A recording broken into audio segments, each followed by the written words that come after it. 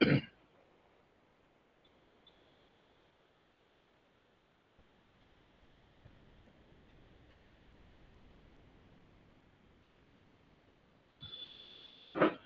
Good afternoon बेटा। पिछली classes में देखो हमने गैस एटॉमिक स्ट्रक्चर किया था, उसके बाद उस देखो सीक्वेंस हमने ये बनाया था, एटॉमिक स्ट्रक्चर स्टडी किया, फिर उसको हमने उससे अटैच किया स्टेट्स ऑफ मैटर से। तो फिजिकल स्टेट करनी है तो तीनों स्टेट हम एक साथ कर लेते हैं। हमने गैसियस स्टेट स्टडी किया है, तो गैसियस, सॉलिड और लिक्विड तीनों एक साथ करेंगे। तो हमने जैसे गैसियस कर लिया है, तो आज मैं सॉलिड स्टेट के बारे में बताता हूँ आपको।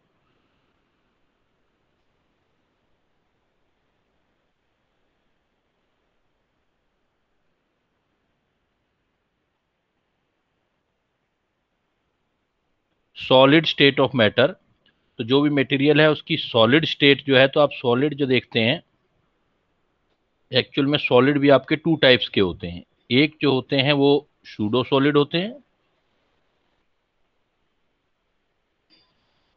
और एक जो होते हैं वो ट्रू सॉलिड होते हैं। भाई जितने सॉलिड दिखते हैं उनको हम दो क्लास में डिवाइड करते हैं, pseudo solid and true solid. True solid को हम बोलते हैं क्रिस्टलाइन सॉलिड,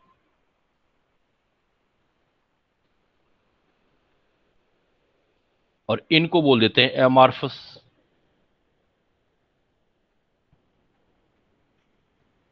जो ट्रू सॉलिड है बेटा, ये क्रिस्टलाइन सॉलिड है, उसका मस्ट पॉइंट ये है कि उसको कैसे पता करोगे आप कि वो ट्रू सॉलिड है। तो आप एक, hello,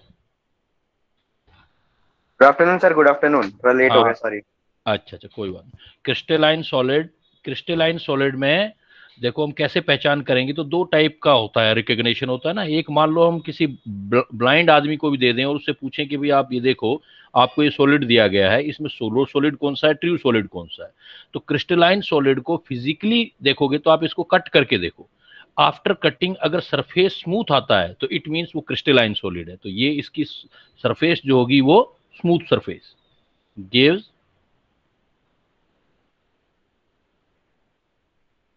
smooth surface after cutting. अगर हम सरफेस को कट करेंगे, जैसे देखो आइस है, आइस सॉलिड होता है, आइस को आप एक नाइफ से काटो आप, फिर उसकी सरफेस को टच करके देखो तो आपको बिल्कुल स्मूथ दिखाई देगा। लेकिन एक ग्लास है, तो ग्लास को जब भी आप काटोगे, तो ग्लास काटोगे तो उसकी सरफेस स्मूथ नहीं कटेगी। इसका मतलब ग्लास जो है हमारा, वो है तो सॉलिड लेकिन सूडो सॉलिड है, वो क्रिस्टलाइन सॉलिड नहीं है। क्रिस्टलाइन सॉलिड का सरफेस आपको हमेशा स्मूथ मिलेगा कटिंग के बाद। और दूसरा मेन पॉइंट इसका होता है, इसका एक शार्प मेल्टिंग पॉइंट होगा। अब आप प्रैक्टिकली करके देखोगे, जब किसी भी सॉलिड को आप हीट करना स्टार्ट करो, तो जिस टाइम पे वो मेल्ट होना स्टार्ट होगा, तो एक वहां पर थर्मामीटर लगा के छोड़ देंगे, तो मेल्ट होगा, तो उस मेल्टिंग पॉइंट एक फिक्स रहेगा जब तक वो सारा का सारा जितना भी सॉलिड है वो लिक्विड में कन्वर्ट नहीं हो जाए, वो टेम्परेचर आपका बिल्कुल फिक्स रहेगा। तो experimentally we can see the melting point, and physically we can see the smooth surface of cutting. तो उससे हमें पता लग जाता है कि कोई भी जो सॉलिड है वो क्रिस्टलाइन सॉलिड है। बाकी एक्चुअली ऐसा होता क्यों है, क्योंकि इसमें एक डेफिनेट ज्योमेट्री होती है जिसको बोलते हैं, जो हमारे पास इसके अंदर जो अरेंजमेंट होता है पार्टिकल का, कॉन्स्टिट्यूएंट पार्टिकल का अरेंजमेंट होता है, उसकी डिग्री हाई होती है, हाई ऑर्डर होता है।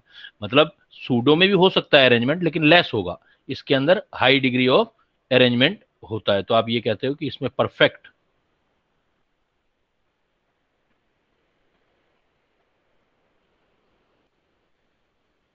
अरेंजमेंट होता है of crystalline particles.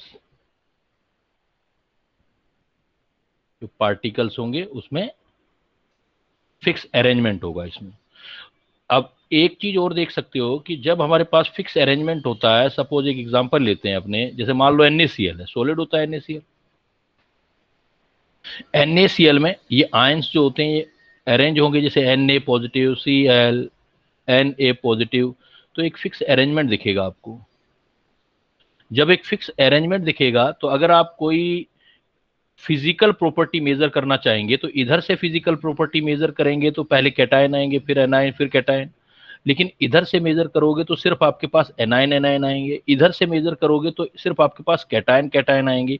That property is known as इस जो प्रॉपर्टी है, that property is known as isotropy and anisotropy. अगर डिफरेंट साइज से वैल्यू डिफरेंट आ रही है तो इसको बोलते हैं एन आइसोट्रोपी। तो क्रिस्टलाइन सॉलिड का एक प्रॉपर्टी और होता है, इसके अंदर एन आइसोट्रोपी होता है।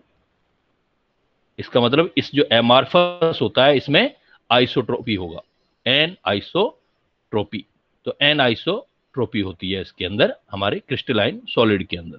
दूसरा, जब भी आप ठंडा करोगे, जैसे ये वाली बात बोली मैंने मेल्टिंग पॉइंट वाली, जब भी आप इसको गर्म करके तो ठंडा करोगे तो इसमें कर्व जो होंगे वो इस टाइप से आएंगे, कूलिंग कर्व। अगर मैं टेम्परेचर टाइम के साथ टेम्परेचर का ग्राफ बनाऊं मैं, सपोज आपने क्या लिया, सपोज आपने वाटर लिया और यहां आइस ली, सपोज यहां आइस थी, आइस सॉलिड थी, आपने क्या किया, उसका टेम्परेचर बढ़ाने लगे तो आइस यहां आते आते आइस ही रही, लेकिन यहां से जो होगी आइस से लिक्विड बनने लगी, और ज्यादा टेम्परेचर बढ़ा दिया तो वो लिक्विड में आ गई, तो ये सारा लिक्विड में आ गया। तो ये वाला जो पार्ट होता है, ये वाला पार्ट, इस पार्ट के अंदर जो सॉलिड है वो लिक्विड में कन्वर्ट होगा, और जब तक वो कन्वर्ट होता रहेगा वो टेम्परेचर फिक्स रहेगा। उसी पॉइंट को तो मेल्टिंग पॉइंट या फ्रीजिंग पॉइंट से जो बोलते हैं। तो ये जो पार्ट होता है, तो कूलिंग अगर आप करोगे, इधर से बात करें तो कूलिंग, तो कूलिंग करोगे तो बीच में देखो एक पॉइंट आएगा, जब आपका, जब तक सारा का सारा पानी आइस में कन्वर्ट नहीं हो जाएगा तब तक वो टेम्परेचर 0 डिग्री सेल्सियस ही रहेगा। हाँ, फिर जब सारी आइस बन जाएगी वो आइस और ठंडा होनी स्टार्ट हो जाएगी। इसलिए हम कहते हैं कि इसका एक प्रॉपर्टी और होता है, इसमें इसका कूलिंग कर्व डिसकंटिन्यूअस होता है।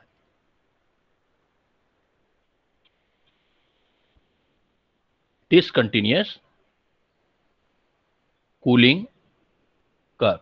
तो क्रिस्टलाइन की क्या क्या रिकग्निशन हो गए, सरफेस स्मूथ होगा, शार्प मेल्टिंग पॉइंट आएगा, अरेंजमेंट फिक्स होगा कॉन्स्टिट्यूएंट पार्टिकल का, वो क्या होगा वही सारा हमने इस चैप्टर में स्टडी करना है। एन आइसोट्रोपी होगी और डिसकंटिन्यूअस कूलिंग कर्व हमको मिलेंगे इसके अंदर। तो कोई भी आपका सॉलिड है तो वो सॉलिड आपके टू टाइप के हो सकते हैं, pseudo solid and true solid. और ट्रू सॉलिड के लिए ये पॉइंट आपने ध्यान रखने हैं। अब सपोज हमारे पास कोई भी ट्रू सॉलिड आ गया, मतलब क्रिस्टलाइन सॉलिड आ गया,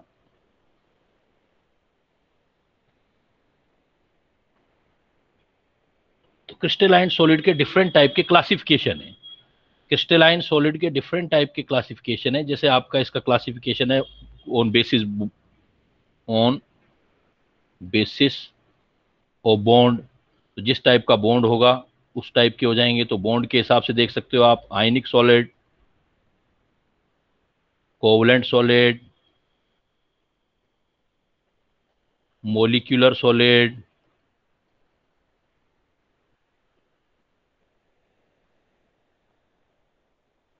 मेटेलिक सॉलिड। इनमें जो सबसे मोलिक्यूलर सॉलिड होंगे वो सबसे सॉफ्ट होंगे। जैसे आपने ड्राई आइस जो सॉलिड CO2 होती है, और जो कोवलेंट होंगे वो सबसे हार्ड होंगे, जैसे डायमंड, तो जनरल है ये, तो हार्ड होंगे। हार्डेस्ट जो होंगे वो कोवलेंट होंगे, और सॉफ्टेस्ट जो होंगे वो मोलिकुलर सॉलिड होंगे। बट इसमें सबसे जो इंपॉर्टेंट आता है वो आता है on basis of geometry. Question यहां से बनता है, ऑन बेसिस ऑफ ज्योमेट्री। भाई अगर पार्टिकल का अरेंजमेंट फिक्स होना है तो कोई ना कोई शेप तो बनेगा ना कोई ज्योमेट्री बनेगी। इसके हिसाब से ज्योमेट्री में हम इसको CTOMTHR में क्लासिफाई करते हैं। टोटल देखो 7 है, 1 2 3 4 5 6 7। तो टोटल ज्योमेट्री जो है वो 7 हम बोलते हैं, इसलिए इसको बोलते हैं क्रिस्टल सिस्टम। क्रिस्टल सिस्टम 7 होते हैं। सी का मतलब क्यूबिक है, टेट्रागोनल है, ऑर्थोरोम्बिक, ये याद करने होते हैं, बहुत इंपॉर्टेंट है। मोनोक्लिनिक, ट्राइक्लिनिक, हेक्सागोनल और रोम्बोहेड्रल। तो ये जो आप देख रहे हो, इसका मैंने ये आपसे ये शेयर किया है, ये सारी हैं, ये इनके ये पैरामीटर्स होते हैं, ये हमें याद करने होते हैं। देखो इसमें CTO, अभी हमने इसका ट्रिक जो बनाया उसको आप ऐसे ऐसे डिवाइड करो। पहले देखो CTO, ये 3 याद करो। CTO मतलब क्यूबिक, टेट्रागोनल और orthorhombic. CTO cubic, tetragonal, orthorhombic. तो क्यूब के बारे में तो देखा ही है आपने। तो क्यूब देखो, आपने लूडो खेलने वाला जो डायस है वो देखा होगा, तो उसकी सारी साइड्स बराबर होती हैं। तो जब तीनों की तीनों साइड बराबर हो, A = B = C, और एंगल हमेशा जो हो 90 डिग्री के हो, इसमें से कोई भी होगा, 3 एक्सिस पर एंगल होंगे अल्फा बीटा गामा, इन तीनों में हमेशा एंगल 90 डिग्री रहेगा। फर्क होगा तो तीनों में क्या क्या थोड़ा थोड़ा डिफरेंस होगा। जब क्यूब होगा तो उसकी सारी साइड्स इक्वल होंगी, और टेट्रागोनल होगा तो 2 साइड इक्वल होंगी, एक साइड अनइक्वल होगी, और ऑर्थोरोम्बिक होगा तो तीनों साइड अनइक्वल होंगी, लेकिन एंगल हमेशा देखो 90 डिग्री रहेगा। क्यूबिक में 90 डिग्री, टेट्रागोनल में एंगल 90 डिग्री रहेंगे, रोम्बोहेड्रल में एंगल 90 डिग्री रहेंगे। बट फर्क क्या आएगा, फर्क इतना ही है कि इसकी तीनों साइड बराबर, जैसे मैंने बताया आपको, कोई भी डाइस जो देखते हो आप, जो आप एक क्यूब नॉर्मल क्यूब देखते हो, टेट्रागोनल का एग्जांपल देखो जिसकी 2 साइड बराबर हो, एक साइड अनइक्वल हो, तो इसका एग्जांपल क्या देख सकते हैं हम, एक नॉर्मल जो ब्रिक होती है, ब्रिक ईंट होती है, वो वाला एग्जांपल ले सकते हो। उसकी ऊंचाई और चौड़ाई लगभग बराबर होती है और लंबाई ज्यादा होती है, तो A equal to B not equal to C. Orthorhombic में क्या है, तीनों साइड अनइक्वल होंगी, जैसे मैच बॉक्स, मैच बॉक्स देखते हो आप, मैच बॉक्स की विड्थ और लेंथ और हाइट तीनों डिफरेंट है, लेकिन एंगल हमेशा आपको 90 डिग्री मिलेंगे। तो पहले तीन ये याद रखोगे, सीटीओ इजिली याद हो जाएगा आपको, सीटीओ क्यूबिक टेट्रागोनल ऑर्थोरोम्बिक में एंगल हमेशा 90 डिग्री रहेंगे। फिर फर्क क्या रहेगा, फर्क सिर्फ साइड्स का, तीनों साइड इक्वल होंगी तो क्यूब हो जाएगा, फिर 2 साइड इक्वल होंगी तो फिर आपका टेट्रागोनल हो जाएगा, और तीनों साइड अनइक्वल होंगी तो ऑर्थोरोम्बिक हो जाएगा। फिर सीटीओ के बाद हमने किया था एमटी, इसको ऐसे याद रख सकते हो, सर्किल ट्रांसपोर्ट ऑफिसर, जैसे यहां महानगर टेलीफोन, एमटी। फिर एमटी आएगा तो monoclinic and try clinic, monoclinic and try clinic, ये देखो ये मोनोक्लिनिक और ये वाला आपका ट्राई क्लिनिक, मोनोक्लिनिक और ट्राई क्लिनिक। तो मोनोक्लिनिक ट्राई क्लिनिक में अब क्या होगा, इसके अंदर एक चीज क्लियर होगी कि इनकी साइड कभी भी इक्वल नहीं होंगी, इनमें A not equal to B not equal to C होगा। देखो monoclinic A not equal to B not equal to C, A not equal to B not equal to C, side mono और triclinic में equal कभी नहीं होगी। Angle की बात करेंगे तो एंगल में देखो आप, दो दो चीजें आएंगी एंगल के अंदर। एंगल जो होंगे इसके अंदर अल्फा, कोई भी ले सकते हो, alpha gamma beta, alpha gamma beta, तो इसमें क्या है, दो एंगल 90 डिग्री के होंगे, लेकिन एक एंगल 90 डिग्री का नहीं होगा। कोई भी दो एंगल 90 डिग्री के होंगे, एक 90 डिग्री का एंगल नहीं होगा। और इसमें क्या होगा, कोई भी एंगल इक्वल नहीं होगा, जो दूसरे वाला है ये, कोई भी angle alpha not equal to beta not equal to gamma, और कोई भी 90 डिग्री का भी नहीं होगा। इसलिए सबसे ज्यादा तो ये मोनोक्लिनिक हो जाएगा, ये ट्राई क्लिनिक हो जाएगा। तो आपसे पूछा जाएगा कि भाई सबसे ज्यादा एसिमेट्री किसमें है, तो देखो आप ट्राई क्लिनिक में, ट्राई क्लिनिक जो है जिसमें आपके ए बी सी तीनों एंगल भी अनइक्वल है, और साइड भी अनइक्वल है, और एंगल भी अनइक्वल है, इसका मतलब सबसे ज्यादा एसिमेट्रिक ये है,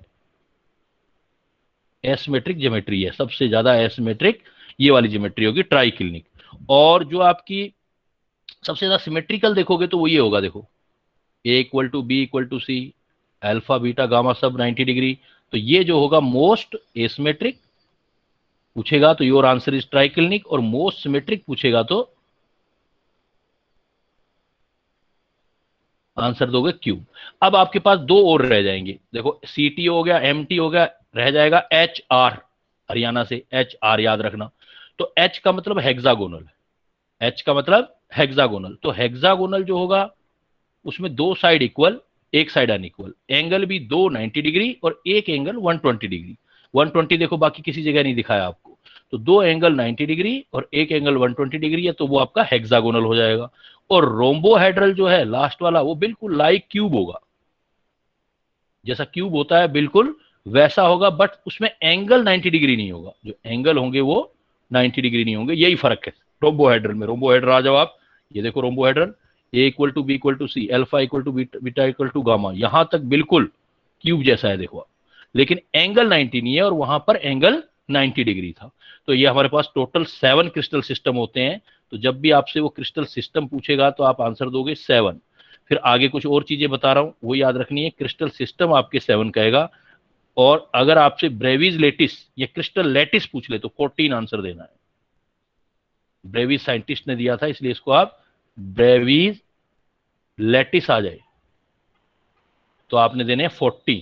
और एक वर्ड देख लेना, अगर पॉइंट ग्रुप आ जाए, पॉइंट ग्रुप, बस ये याद रख लो चीजें एक बार, वो 32 देना। तो तीन चीजें याद रखना, क्रिस्टल सिस्टम 7 है, पूरी जितनी भी केमिस्ट्री है, जितने भी केमिकल है हमारे पास, उसको इन 7 कैटेगरी में डिवाइड कर सकते हैं हम। और हमारे पास ब्रेवीज लेटिस जो है वो आपके 14 है, ब्रेवीज लेटिस 14 है, और पॉइंट ग्रुप जो है वो आपका 32 है। क्लियर बेटा? किसी को डाउट? ये याद कर लेना अच्छी तरीके से, आएगा इसमें आता है प्रॉब्लम।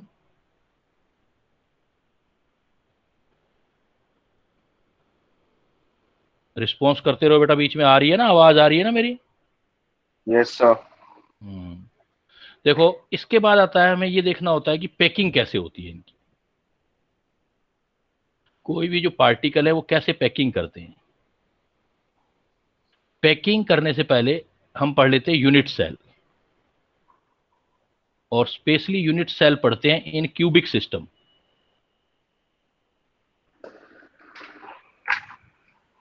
अगर हमारे पास क्यूबिक कोई सिस्टम है, मतलब छोटे से छोटा जो क्रिस्टल है उसकी छोटे से छोटी यूनिट है वो क्यूब जैसी हो, क्यूबिक सिस्टम, तो यूनिट सेल जो है उसका क्यूबिक सिस्टम में हम 3 टाइप के यूनिट सेल पढ़ते हैं।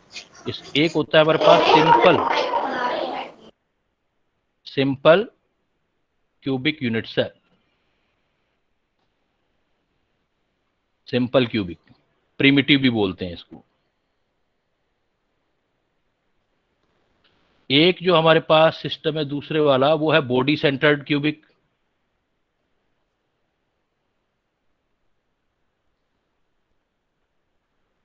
और एक थर्ड जो है, क्यूब के अंदर 3 टाइप के यूनिट सेल मिलेंगे। एक पढ़ेंगे हम फेस सेंटर्ड क्यूबिक, तो BCC, FCC and simple cubic, SC. तो ये हमारे पास 3 टाइप के यूनिट सेल होते हैं। इन 3 टाइप के यूनिट सेल में मेन पॉइंट है वो क्या करने हैं। जैसे देखो, सबसे पहले मान लो मैं लेता हूं सिंपल क्यूबिक, तो ऐसे बहुत सारे यूनिट सेल होंगे जिसमें क्यूब बना होगा।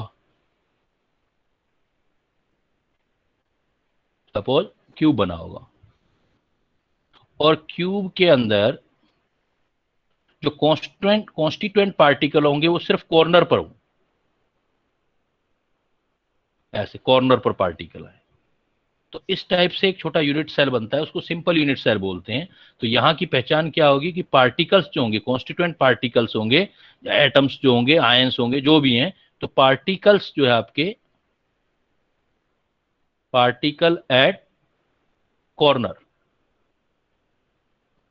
तो इफेक्टिव पार्टिकल निकालना है हमको, z की वैल्यू निकालनी है। देखो z, z मतलब effective particle per unit cell. जितने बना रहे हैं वो सारे इफेक्टिव नहीं है, क्योंकि एक एक पार्टिकल बहुत सारे यूनिट सेल के साथ शेयरिंग होता है। तो effective particle per unit cell. तो इफेक्टिव पार्टिकल देखो, जहां जहां पार्टिकल है वो लिख दो कॉर्नर, और उसकी शेयरिंग लिख दो। तो जो एक कॉर्नर होता है उसका शेयरिंग पार्ट 8 होता है। अगर क्यूब की बात करें, क्यूब मतलब जैसे हमारे घर का कमरा है, देखो बेटा, उस कमरे की छत का सपोज कॉर्नर है, तो वो जो छत का कॉर्नर है वो 4 कमरों की छत का कॉर्नर होगा। और 4 कमरे आप उसके ऊपर और बना सकते हो ऐसे। सपोज ये ले लिया हमने, ये कॉर्नर हुआ, तो कॉर्नर देखो 4 की सपोज छत आ गई, फिर इसके ऊपर 4 यूनिट और रख सकते हो ना आप ऊपर, ऐसे। तो 4 की छत और 4 का फर्श इसको अटैच करेगा, तो टच करेगा, तो इसका मतलब एक कॉर्नर टोटल 4 और 4 8 में शेयर होता है। तो जब भी कभी किसी क्यूब का कॉर्नर आ जाए, तो ये वाला पार्ट इसका शेयर जो होगा वो 8 में शेयर होगा। तो कॉर्नर होते कितने टोटल? देखो 1 2 3 4 5 6 7 8, कॉर्नर हो गए 8। और शेयरिंग पार्ट हमेशा याद रखना, जब भी वो 1/8 लिखना है तो 1/8, तो 8 से 8 कैंसिल, तो इफेक्टिव पार्टिकल 1 हो गया। क्यों? क्योंकि इसी क्यूब के लिए मैं हिस्सा देखूंगा तो इसका, इस एक पार्टिकल का 1/8 आएगा, इसका भी 1/8 होगा, इसका भी 1/8 होगा, इसका भी 1/8 होगा, इसका भी 1/8 होगा। 1/8, 1/8, 1/8, तो टोटल तो ऐसा ही हो गया ना, 1/8 इंटू 8। तो टोटल इफेक्टिव पार्टिकल z की वैल्यू, अगर सिंपल क्यूबिक यूनिट सेल है, देन आपने 1 देना है। दूसरी बात है, जैसा आपको ये दिखाई दे रहा है, एक्चुअल में इसका सीन क्या है, बिकॉज 3D का चैप्टर है ये, तो इसमें पार्टिकल ये दूर दूर नहीं है, सब पार्टिकल एक दूसरे को टच कर रहे हैं। जैसे सपोज आपने 4 पार्टिकल लिए हैं, तो 4 पार्टिकल 1 2 3 4, और उसके ऊपर वाले 4 पार्टिकल भी बिल्कुल इसके ऊपर आ जाएंगे, 1 2 3 4। तो सारे पार्टिकल एक दूसरे को टच कर रहे हैं। तो टच कर रहे हैं तो किसी भी दो पार्टिकल के पॉइंट्स को हम जोड़ दें तो ये आर और आर ये आ जाएगी side a is equal to 2r। यहां पर हमारा a is equal to 2r, a क्या होगी साइड ऑफ क्यूब, ए आ गया हमारे पास साइड ऑफ क्यूब। और 2r, आर क्या हो गया रेडियस ऑफ पार्टिकल। और 2r को मिला करके हमेशा d बोलते हैं हम, 2r दोनों r मिला दे तो 2r को बोला जाता है d, और d को बोलते हैं क्लोजेस्ट डिस्टेंस।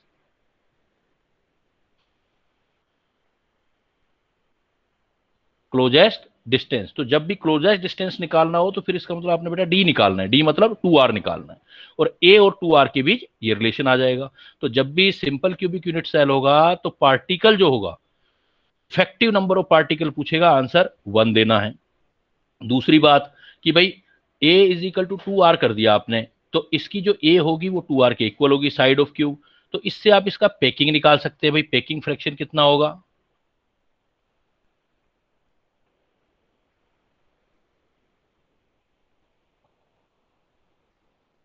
पैकिंग फ्रैक्शन कैसे निकालोगे पैकिंग फ्रैक्शन, कि भाई पैकिंग में नंबर ऑफ इफेक्टिव पार्टिकल कितने हैं, मतलब z into volume of one particle और divided by volume of unit cell.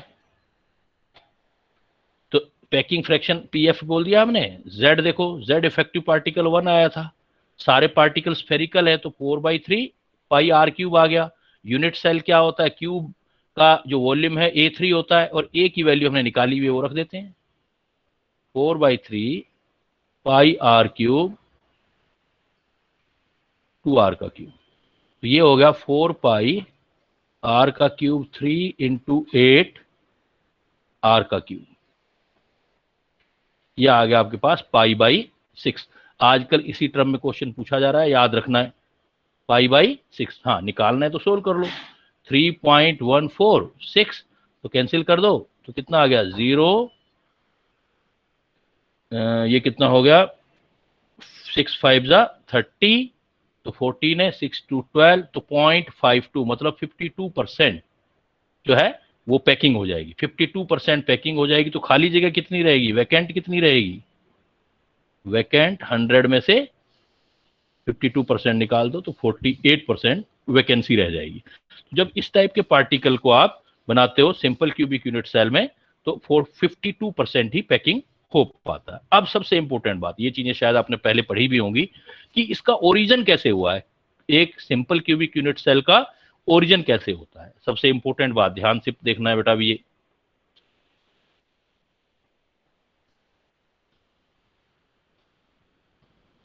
Origin of simple cubic unit cell. Origin कैसे करते हैं, देखो हम ओरिजिन के लिए आप अगर पार्टिकल ऐसे रखते हो, सपोज आपने पार्टिकल रखा 1, फिर इसके अलाइनमेंट में रख दिया दूसरा पार्टिकल, ऐसे रख दिया आपने, फिर बिल्कुल उसके नीचे फिर पार्टिकल रख दिया, ऐसे करके आपने पूरी एक लेयर बना ली। देखो ऐसे बनाते जाओ आप।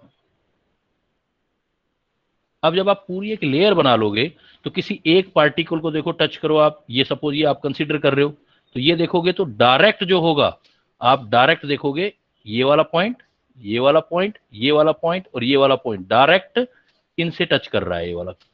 ये वाला पार्टिकल डायरेक्ट 4 पार्टिकल से टच कर रहा है। अगर हम 1 लेयर बना लेते हैं, 1 लेयर बना लिया, तो इस जो डायरेक्ट पार्टिकल टच करते हैं तो इससे एक स्क्वायर बन रहा है, इसलिए इस पैकिंग को हम बोलेंगे 2D स्क्वायर पैकिंग। 1 लेयर है ना, 1 लेयर को बोलते हैं 2D, 2 डायमेंशनल। और कौन सी packing, square close packing, square close packing. अब ये स्क्वायर क्लोज पैकिंग होगी। अब 3D करते हैं, ये क्या करते हैं, ऐसी लेयर बहुत सारी बना देते हैं, इसके ऊपर और बहुत सारी लेयर बना देते हैं। तो बहुत सारी लेयर बनाएंगे तो ध्यान देना, दोबारा देखो दोबारा बना रहा हूं। सपोज ये पार्टिकल आया आपके, फिर एक लेयर तैयार की आपने,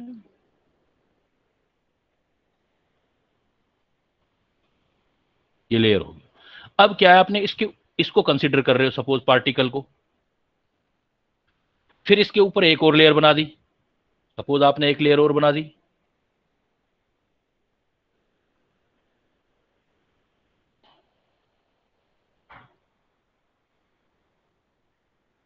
और बिल्कुल इन सब के नीचे एक लेयर और बना दी। अब नीचे तो मैं ऐसे ही दिखाऊंगा, 3 लेयर होंगी।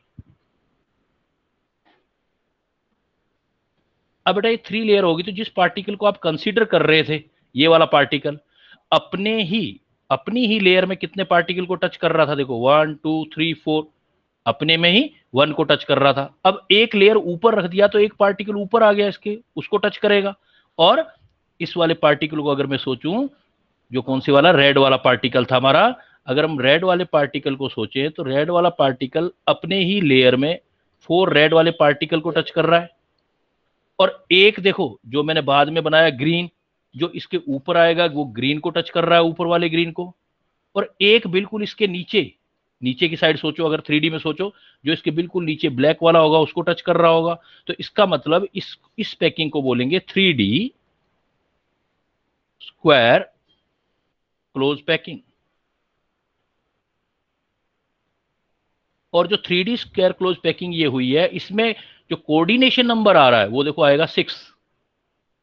मतलब एक पार्टिकल पूरा 3D में सोचोगे तो 3D में कोऑर्डिनेशन, 2D में होगा तो कोऑर्डिनेशन नंबर 4 रहेगा, लेकिन 3D में देखोगे बेटा तो 4 तो उसकी लेयर अपने ही प्लेन के अंदर, एक उसके अबो एक उसके बिलो पार्टिकल टच में होगा, और कोऑर्डिनेशन नंबर 6 आएगा। और अगर ये 6 आएगा तो इसका एक पीस बाहर निकाल दो, ये एक यूनिट सेल बाहर निकाल देते हैं, तो ये यूनिट सेल तो यही आ गया जो आपने अभी ऊपर किया है, सिंपल क्यूबिक यूनिट सेल।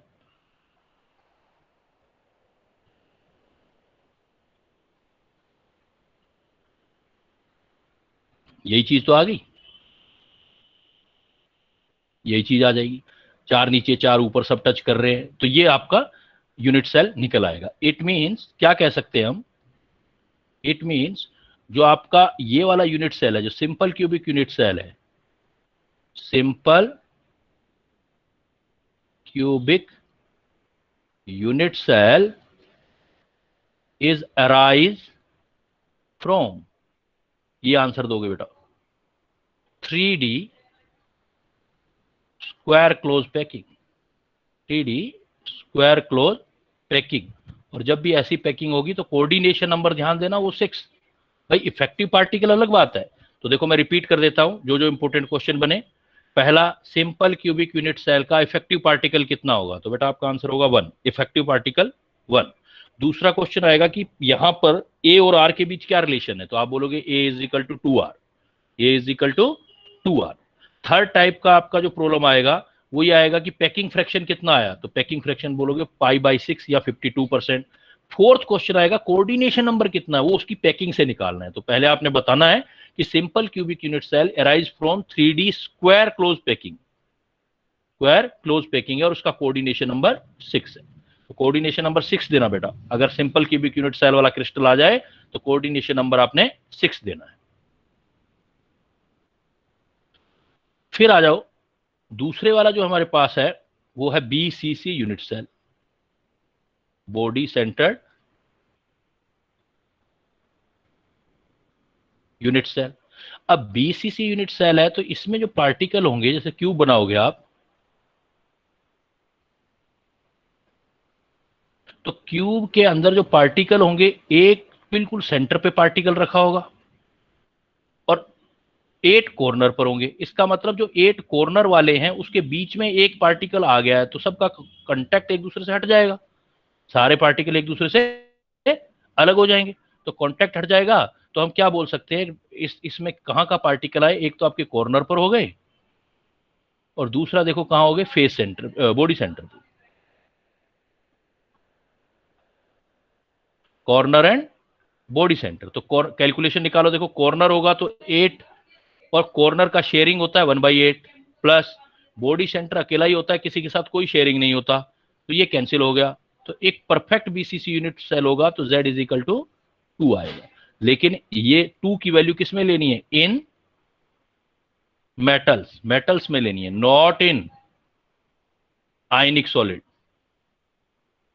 आयनिक सॉलिड में नहीं, क्योंकि आयनिक सॉलिड में कैटायन एनायन अलग अलग होते हैं। आयनिक सॉलिड में ध्यान रखना है जेड की वैल्यू 1 आएगी, बिकॉज ये प्योर बीसीसी नहीं होता, बीसीसी लाइक होता है।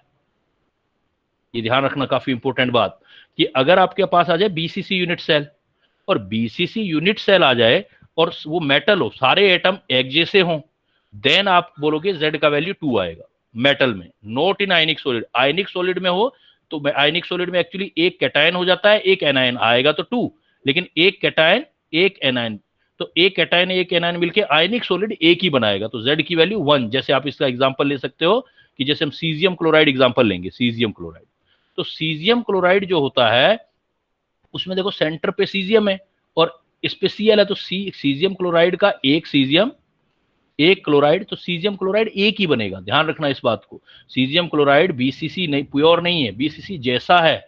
जब बीसीसी जैसा होता है तो जेड की वैल्यू 1 लेते हैं, 2 नहीं लेते। हाँ, प्योर बीसीसी होता है तब जेड का वैल्यू 2 लेते हैं। अब एक्चुअली क्या हुआ कि अब इसमें अगर आप देखोगे कि पार्टिकल टच कहां कर रहे हैं, तो देखो इसको जरा सोचो आप कि भाई बीच में एक पार्टिकल आ गया है, तो ऊपर के चारों पार्टिकल का टच छूट गया, नीचे वाले चारों पार्टिकल का टच छूट गया, और बीच वाला पार्टिकल सबको टच कर रहा है। कैसे? सपोज हम ऐसे बनाते हैं, ये सपोज मैंने लोअर फेस ले लिया इसका,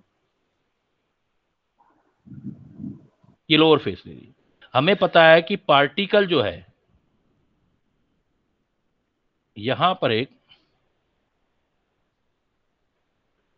पार्टिकल रख देते, सपोज ये वाला पार्टिकल, ये मैंने ऐसे रख दिया, जैसे ये पार्टिकल है, तो ये पार्टिकल है, तो ये वाला आप पार्टिकल, ये वाला पार्टिकल इसके साथ जा रहा है ना, तो ये पार्टिकल ले लिया, तो आपने ऐसे बना दिया। तो अगर मैं ऐसे कर दूं, एक पार्टिकल यहां और एक पार्टिकल यहां, एक ऊपर वाले कॉर्नर पर पार्टिकल रख देते, तो हमारे पास क्या आ जाएगा, ये बीसीसी आ जाएगा। तो बीसीसी में अगर ये साइड ए हुई, ये साइड ए हुई, तो हमारी जो ये साइड होगी वो फेस डायगोनल है, तो ये आ जाएगी √2a। और ये वाला जो होगा आपका, ये तो पूरी बॉडी का डायगोनल बन गया,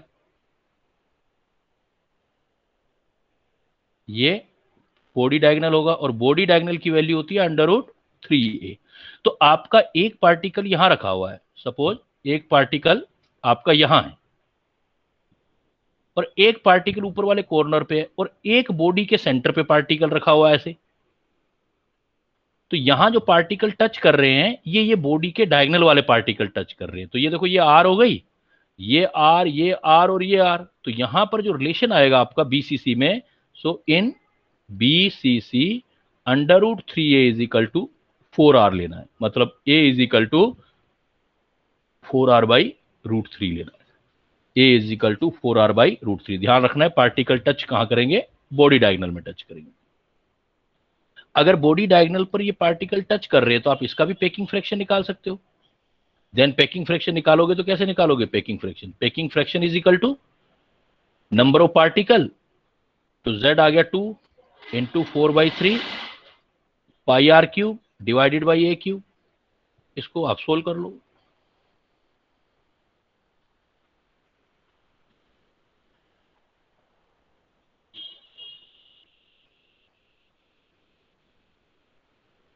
तो कितना आ गया, 2 इंटू 4/3 πr³ से r³ कैंसिल कर दो, 4/3 पाई 3√3 और 4 हो जाएगा। तो इसमें ये 3 तो कैंसिल ही हो गया, ये 4 भी कैंसिल हो गया, ये 2 आ गया यहाँ पर, तो 4 2 जा 8। तो क्या आंसर आया, √3/8 पाई, √3/8 पाई। √3 का वैल्यू निकालोगे तो 1.732, 8 पाई की वैल्यू 3.14। तो ये जो अप्रोक्सीमेट कितने पे चला जाएगा, 8 4 जा 32, 4 के आसपास चला गया, और इधर निकालोगे तो ये कितना आ जाएगा, 68, मतलब 0.68। तो यहां जो आपका पैकिंग फ्रैक्शन आएगा वो सिंपल क्यूबिक यूनिट सेल से ज्यादा आ गया। देखो ये 68% आ गया, इसका मतलब खाली जगह जो वॉइड वाली जगह है वो आपकी यहां कम रह गई, ये 68% है, और वो हो जाएगा आपका कितना रहेगा हमारे पास, 32% वॉइड रह जाएगा। चलो, इसमें क्या बातें होगी, क्या क्या ध्यान रखना है। बीसीसी में पार्टिकल कॉर्नर पर होंगे और बॉडी सेंटर पर होंगे। सारे पार्टिकल एक जैसे हैं तो जेड की वैल्यू 2 आएगी। अगर अलग अलग है, कैटायन एनायन है, तो जेड का वैल्यू 1 आएगा। दूसरा, इसमें जो टचिंग स्फीयर है वो √3a = 4r होगा। √3a = 4r। पैकिंग फ्रैक्शन निकालोगे तो इतना आ गया। अब वापिस आते हैं कि फिर ओरिजन, ये वाला पॉइंट फिर ध्यान दो भाई, ओरिजन कैसे हुआ इसका। Origin of BCC unit cell. तो इसमें एक्चुअली क्या हुआ कि सपोज अभी आपने कहा था कि पार्टिकल को हम बिल्कुल ऐसे क्लोज करके रखते हैं, इधर हम क्लोज कर देते हैं, तो इसको हमने बोला था स्क्वायर क्लोज पैकिंग। अब सपोज हमने इसमें क्या किया कि जैसे इस इनका जो आपका पार्टिकल है, वो पार्टिकल को आप क्लोज नहीं रखो, लूज कर दो, ऐसे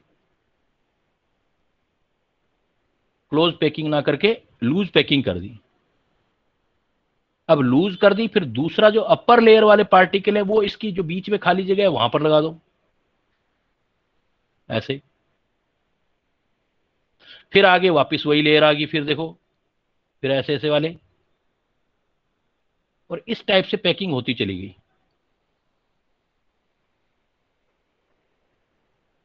तो ये जो पैकिंग होगी, आप एक हिस्सा बाहर निकालोगे तो यही तो बीसीसी था आपका, यही क्या था, बीसीसी। तो इसका मतलब ये आपकी बीसीसी यूनिट बनी। तो बीसीसी यूनिट में देखो, इस ब्लैक वाले को सपोज सोचो तो 4 ऊपर और 4 नीचे टच कर रहे हैं, तो ये बीसीसी यूनिट सेल कहां से राइज हुआ। BCC unit cell is arise from loose square packing. Square तो है लेकिन लूज है, लूज स्क्वायर पैकिंग हुआ। और कोऑर्डिनेशन नंबर कितना है, देखो कोऑर्डिनेशन नंबर 8 है। वैसे हमेशा याद रखना, अगर कोऑर्डिनेशन नंबर बढ़ता जाएगा ना तो पेकिंग फ्रैक्शन भी बढ़ता जाएगा। देखो, आपका जो सिंपल यूनिट सेल था उसमें कोऑर्डिनेशन नंबर 6 आया था, तो वहां आपका पैकिंग फ्रैक्शन देखो 52% था। अब आपका कोऑर्डिनेशन नंबर 8 हो गया, इसलिए पैकिंग फ्रैक्शन इंक्रीज हो गया, 68% तक पहुंच गया। तो ये जो होता है, ये हमारे पास बीसीसी यूनिट सेल होता है, बीसीसी टाइप का यूनिट सेल होता है। थर्ड टाइप का यूनिट सेल जो हमारे पास आता है वो आता है एफसीसी।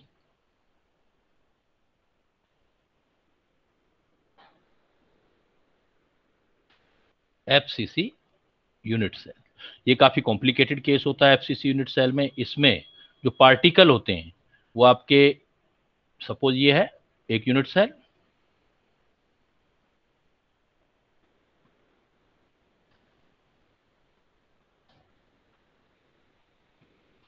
इसमें आपके कॉर्नर पे पार्टिकल होंगे, कॉर्नर जो रहते हैं वहां पार्टिकल होंगे। कॉर्नर के साथ साथ फेस सेंटर पर पार्टिकल होंगे। तो देखो, ऊपर का फेस ये रहा सेंटर, नीचे का ये रहा, लेफ्ट का ये रहा, राइट का ये रहा। अब देखो, ये अप मतलब छत और फर्श वाला, और ये बिलो। तो मतलब पार्टिकल कहां कहां है आपके, corner plus face centre. Corner, अब जेड की वैल्यू निकालोगे तो कॉर्नर 8 होते हैं, और एक कॉर्नर 8 में डिवाइड होता है। फेस सेंटर कभी भी आएगा तो फेस 2 में डिवाइड होगा, ऊपर और नीचे वाले में। तो फेस होते हैं 6 और शेयरिंग पार्ट होगा 2। तो जेड की वैल्यू हमारे पास 4 आएगी। इसका मतलब जब भी किसी का एफसीसी यूनिट सेल बनता है तो उसका जेड का वैल्यू 4 आएगा। और यहां टचिंग स्फीयर जो होंगे वो ये वाले होंगे। तो यहां पर हम बोलेंगे जो टचिंग पार्टिकल हैं,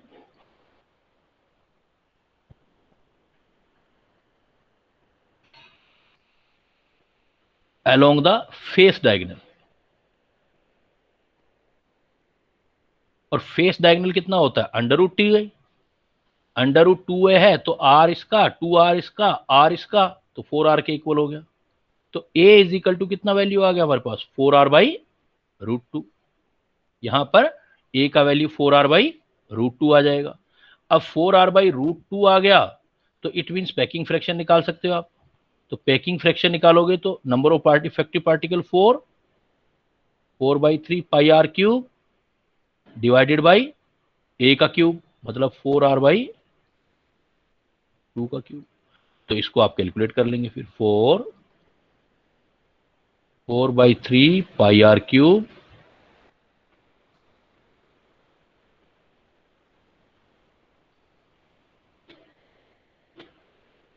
to under root two. R cube से आर क्यूब कैंसिल, 4 से दोनों 4 कैंसिल, ये रह गया 2, तो कितना आ गया under root 2 pi by 6।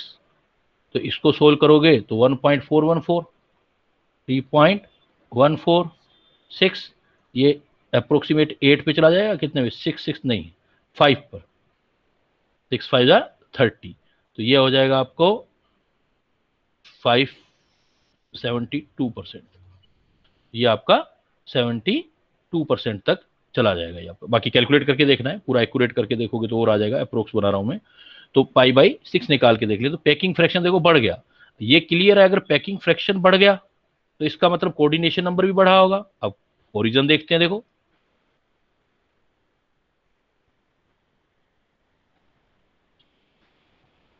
Origin of face centre cubic unit ये होता है फ्रॉम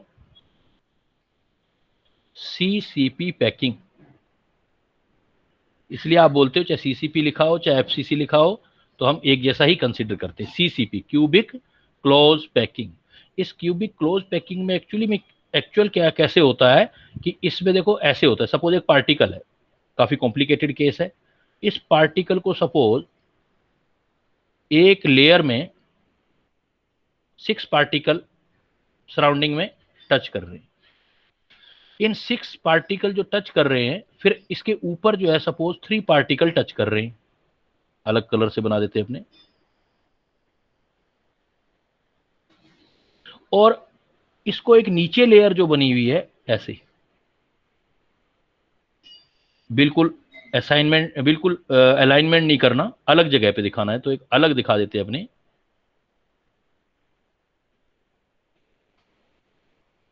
3 पार्टिकल ऐसे आ गए, फिर 6 पार्टिकल आ गए, 3 आ गए, तो इसको लेयर हम बोलेंगे ए, इसको लेयर बोलेंगे बी, फिर वापस लेयर करेंगे ए, तो हम बोलेंगे ये कहां से, फिर वापस पहले जैसी लेयर बन, ये सी अलग कर दो ये, तो हम इसको बोलेंगे A B C, A B C pattern gives FCC unit cell. Coordination number निकालोगे तो इसमें देखो 6 यहीं आगे एक प्लेन में, 3 ऊपर 3 नीचे, तो टोटल देखो कितना होगा 6 + 3 + 3 12। कोऑर्डिनेशन नंबर जो आएगा एफसीसी का वो 12 आएगा।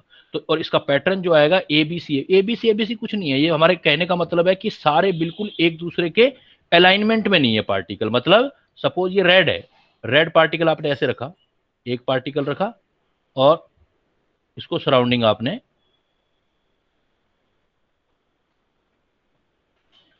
ये ऐसे कर दी, ये सपोज एक लेयर बन गई। अब जब आपकी एक लेयर बन गई तो इस लेयर में ये सपोज मिडल लेयर बना दी मैंने। अब इसमें जो ये वाली जगह है, जो बीच वाली जगह है, वहां पर आपने पार्टिकल रख दिया सपोज यहाँ, फिर ये छोड़ दिया यहां रख दिया, फिर ये वाला छोड़ दिया यहां रख दिया, तो आपके 3 पार्टिकल ऊपर आ गए। ऐसे ही 3 नीचे हैं, नीचे नीचे वाली लेयर में सपोज, वो आपको थोड़ा सा और क्लियर कर देता हूं मैं यहाँ पर। ये पैकिंग जैसे मैंने पहले ही बताया थोड़ी डिफिकल्ट है, थोड़ा बड़ा करके बना देता हूँ, थोड़ा कुछ क्लियरिटी आ जाए। सपोज ये आया,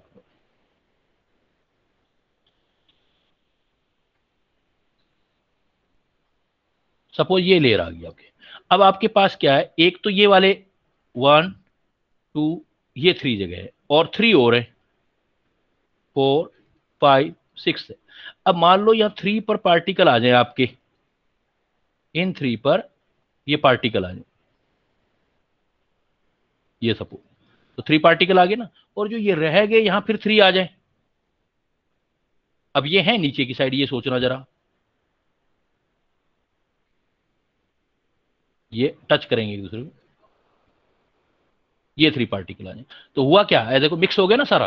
तो बेटर तरीका क्या है कि सपोज 3 पार्टिकल, इस सेंटर पॉइंट से सोचो, इस सेंटर पॉइंट के अपने ही प्लेन में 6, 3 ऊपर 3 नीचे, मतलब आपका पैटर्न क्या हो गया, एक जगह पे लेयर ए आई, उसके ग्रूव में लेयर बी आई, फिर नई जगह पे सी आई। तो ए बी सी का मतलब है अलग अलग जगह पे पार्टिकल रखे हुए हैं, एक दूसरे के बिल्कुल अलाइनमेंट में नहीं है। फिर वापिस कहाँ आएंगे, फिर ए फिर बी, फिर सी। तो आपको जब भी आंसर देना हो तो आप कोई भी आंसर सिलेक्ट कर सकते हो, जरूरी नहीं है ए बी सी ही लिखा हो। A B C, B, A B C, मतलब दो लेटर एक जैसे नहीं होने चाहिए, तो ये पैटर्न आपका करेक्ट है, ये आपको एफसीसी यूनिट सेल ही देगा। हाँ, कहीं अगर आपने ऐसे लिख दिया ए बी सी बी ए, ये गलत है पैटर्न, क्योंकि सी सी का मतलब हो गया एक दूसरे के ऊपर आ गया, एक जैसे पार्टिकल अलाइनमेंट आ गया। तो ये ऐसा सिलेक्ट नहीं करना, हमेशा अलग, जरूरी नहीं है कि ए बी सी ही लिखना है, बस कोई भी दो लेटर एक जैसे एक साथ नहीं दिखने चाहिए, वो वाला जो पैटर्न होता है वो एफसीसी यूनिट सेल देता है, और इसका कोऑर्डिनेशन नंबर 12 है। कोऑर्डिनेशन नंबर 12 है तो पैकिंग बढ़ जाएगा, देखो ऊपर हमने देखा 72% तक चला गया, इसका पैकिंग फ्रैक्शन इंक्रीज हो जाएगा इसका। तो इसमें इसी से मिलता जुलता एक पॉइंट और होता है, पहले हम एफसीसी को क्लियर कर देते हैं। जो एफसीसी पैकिंग होती है, यानी कि सीसीपी क्लोज पैकिंग है, सिर्फ सीसीपी में, इन सीसीपी क्लोज पैकिंग, इसमें टू टाइप के वॉइड बनते हैं। एक होते हैं टेट्राहेड्रल वॉइड,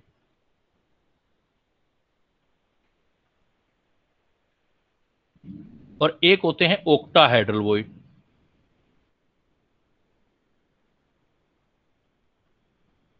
इन सीसीपी क्लोज पैकिंग में, सीसीपी पैकिंग के अंदर टेट्राहेड्रल वॉइड, क्लोज बोल ही दिया, सीसीपी बोल ही रहे हम, एंड ओक्टाहेड्रल वॉइड। अब ये जो टेट्राहेड्रल वॉइड होते हैं ये छोटे होते हैं, ये स्मॉल होते हैं।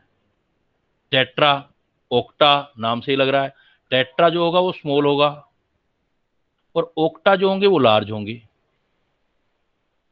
जो टेट्राहेड्रल वॉइड बनते हैं वो बनते कहाँ है, उसका प्लेस कहाँ है?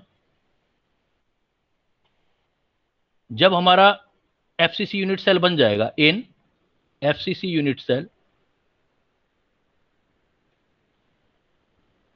Eight body diagonal from 1/4 distance of body diagonal, ऐसे कर दो, 1/4 distance of body diagonal from each corner, from each corner, हर एक कॉर्नर से 1/4 डिस्टेंस ऑफ बॉडी डायगोनल पर बनेंगे। तो देखो कॉर्नर 8 होते हैं, तो ऐसी 8 जगह आएंगी, इसलिए टेट्राहेड्रल वॉइड स्मॉल, लेकिन इफेक्टिव पार्टिकल का डबल होते हैं, 2Z होंगे, 2Z। तो Z एफसीसी के लिए वैल्यू निकाली हुई थी, तो कितने आएंगे टोटल, देखो 2Z की वैल्यू 4 होती है तो 8 हो जाएंगे, जो स्मॉल है वो ज्यादा होंगे। अब बनेंगे कहां, थोड़ा डायग्रामेटिकली देख लो आप। सपोज मैंने एक बॉडी डायगोनल बनाया,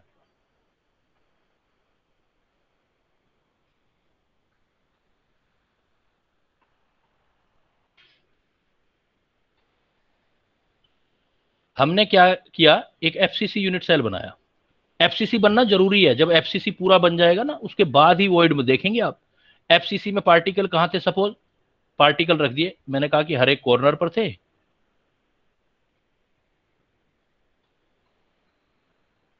और हर एक फेस सेंटर पर थे। जब ऐसी कॉम्प्लिकेटेड सिचुएशन आ जाएगी, देन आप देखोगे कि जब ऐसा सिचुएशन के अंदर कि ये जो हमारे पास है ये फेस डायगोनल हो गया, और इस फेस डायगोनल का बॉडी डायगोनल बनाऊंगा तो ये बॉडी डायगोनल हो गया। तो इस बॉडी डायगोनल चीज को बाहर निकालता हूं मैं, सपोज ये नीचे वाली साइड, यहां आपने ऐसे लिया और इसको ऐसे बनाया, तो ये बॉडी डायगोनल है। तो जो बॉडी डायगोनल है इसको ये कॉर्नर मिल रहा है, एक ऊपर का अपर कॉर्नर, और एक ये जो नीचे वाला देख रहे हो ये lower corner.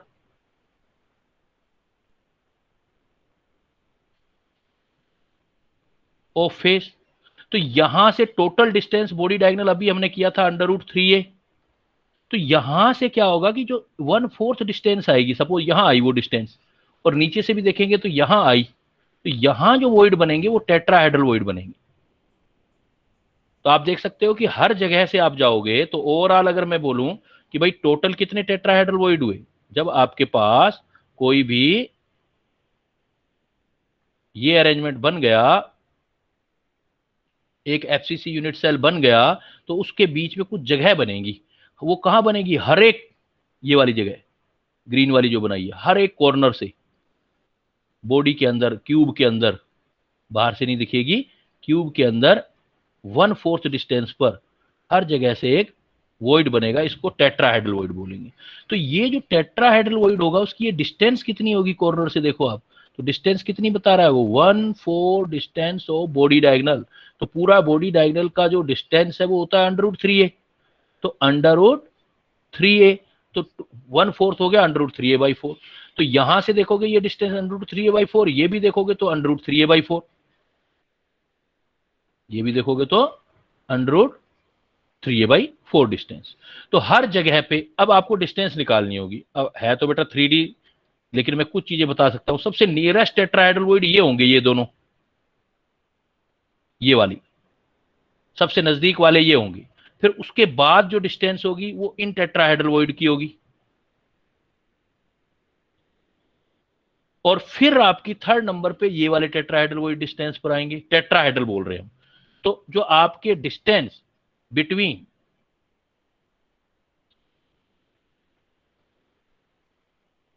Nearest tetrahedral void exam में आ जाए, distance between nearest tetrahedral void, तो नियरेस्ट तो ये वाले थे, और ये देखो ये एक साइड के साथ हैं। तो आप इसमें हमेशा याद रख लेना, याद करने के हिसाब से बता रहा हूं, जो भी साइड होगी क्यूब की उसका हाफ कर देना।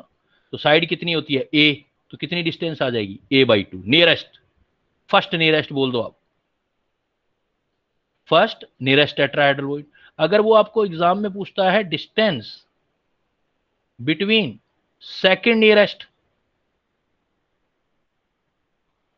सेकंड नियरेस्ट, तो सेकंड नियरेस्ट देखो ये वाला बताया था मैंने, ये फर्स्ट नियरेस्ट, ये सेकंड नियरेस्ट, ये थर्ड नियरेस्ट। तो सेकंड नियरेस्ट डिस्टेंस क्या होगी आपकी? तो सेकंड नियरेस्ट डिस्टेंस होगी, ये देखो ये फेस डायगोनल के बीच में आ रही है, तो वो आपका फेस डायगोनल का हाफ होगा। सेकंड नियरेस्ट जब भी पूछेगा तो फिर चाहे आप डायरेक्ट रट लेना, सेकंड नियरेस्ट जो होगा वो आपका फेस डायगोनल का हाफ।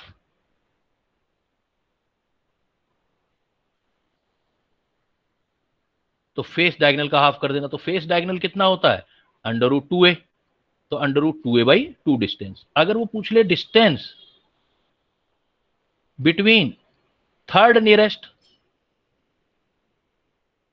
है सारे tetrahedral void, nearest tetrahedral void, third वाला कौन सा था? ये बताया था, ये बॉडी डायगोनल का हाफ हो गया।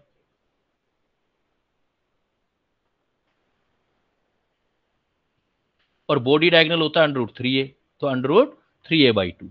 तो आप क्या कह सकते हो कि जब भी हमें टेट्राहेड्रल वॉइड के बीच डिस्टेंस निकालना है, only tetrahedral void, if we asking about only tetrahedral void, then first nearest side का half, second nearest face diagonal का half, third nearest body diagonal का हाफ। और विजुअलाइज कर सको तो सबसे बेस्ट है, तो यहां यहां टेट्राहेड्रल वॉइड होते हैं। अब पॉइंट आता है ये टेट्राहेड्रल वॉइड बनता किससे है? देखो ये टेट्राहेड्रल वॉइड ये देख रहे हो ना, यहां कहीं बना, यहां कहीं। तो इसको बनाने में देखो ये वाला पार्टिकल पार्टिसिपेट करेगा, ये वाला पार्टिकल, ये वाला पार्टिकल और ये वाला पार्टिकल, ऐसा पॉइंट बनाओगे, यही तो टेट्राहेड्रल होता है। तो एक टेट्राहेड्रल वॉइड को कौन बनाता है? ये क्वेश्चन आता है एग्जाम में आपके। तो one tetrahedral void is formed by one cornered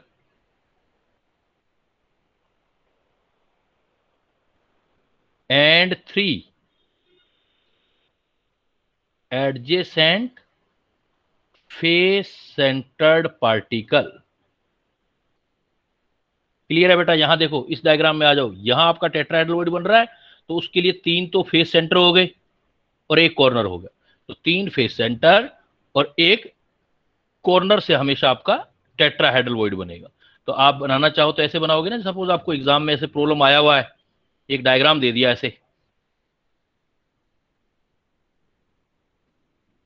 और उससे पूछ लिया कि भाई यहां कोई एक टेट्राहेड्रल वॉइड बन रहा है, सपोज कहीं भी पूछ लिया उसने कि यहां कोई टेट्राहेड्रल वॉइड बन रहा है, तो इसको कौन कौन से पार्टिकल बनाएंगे?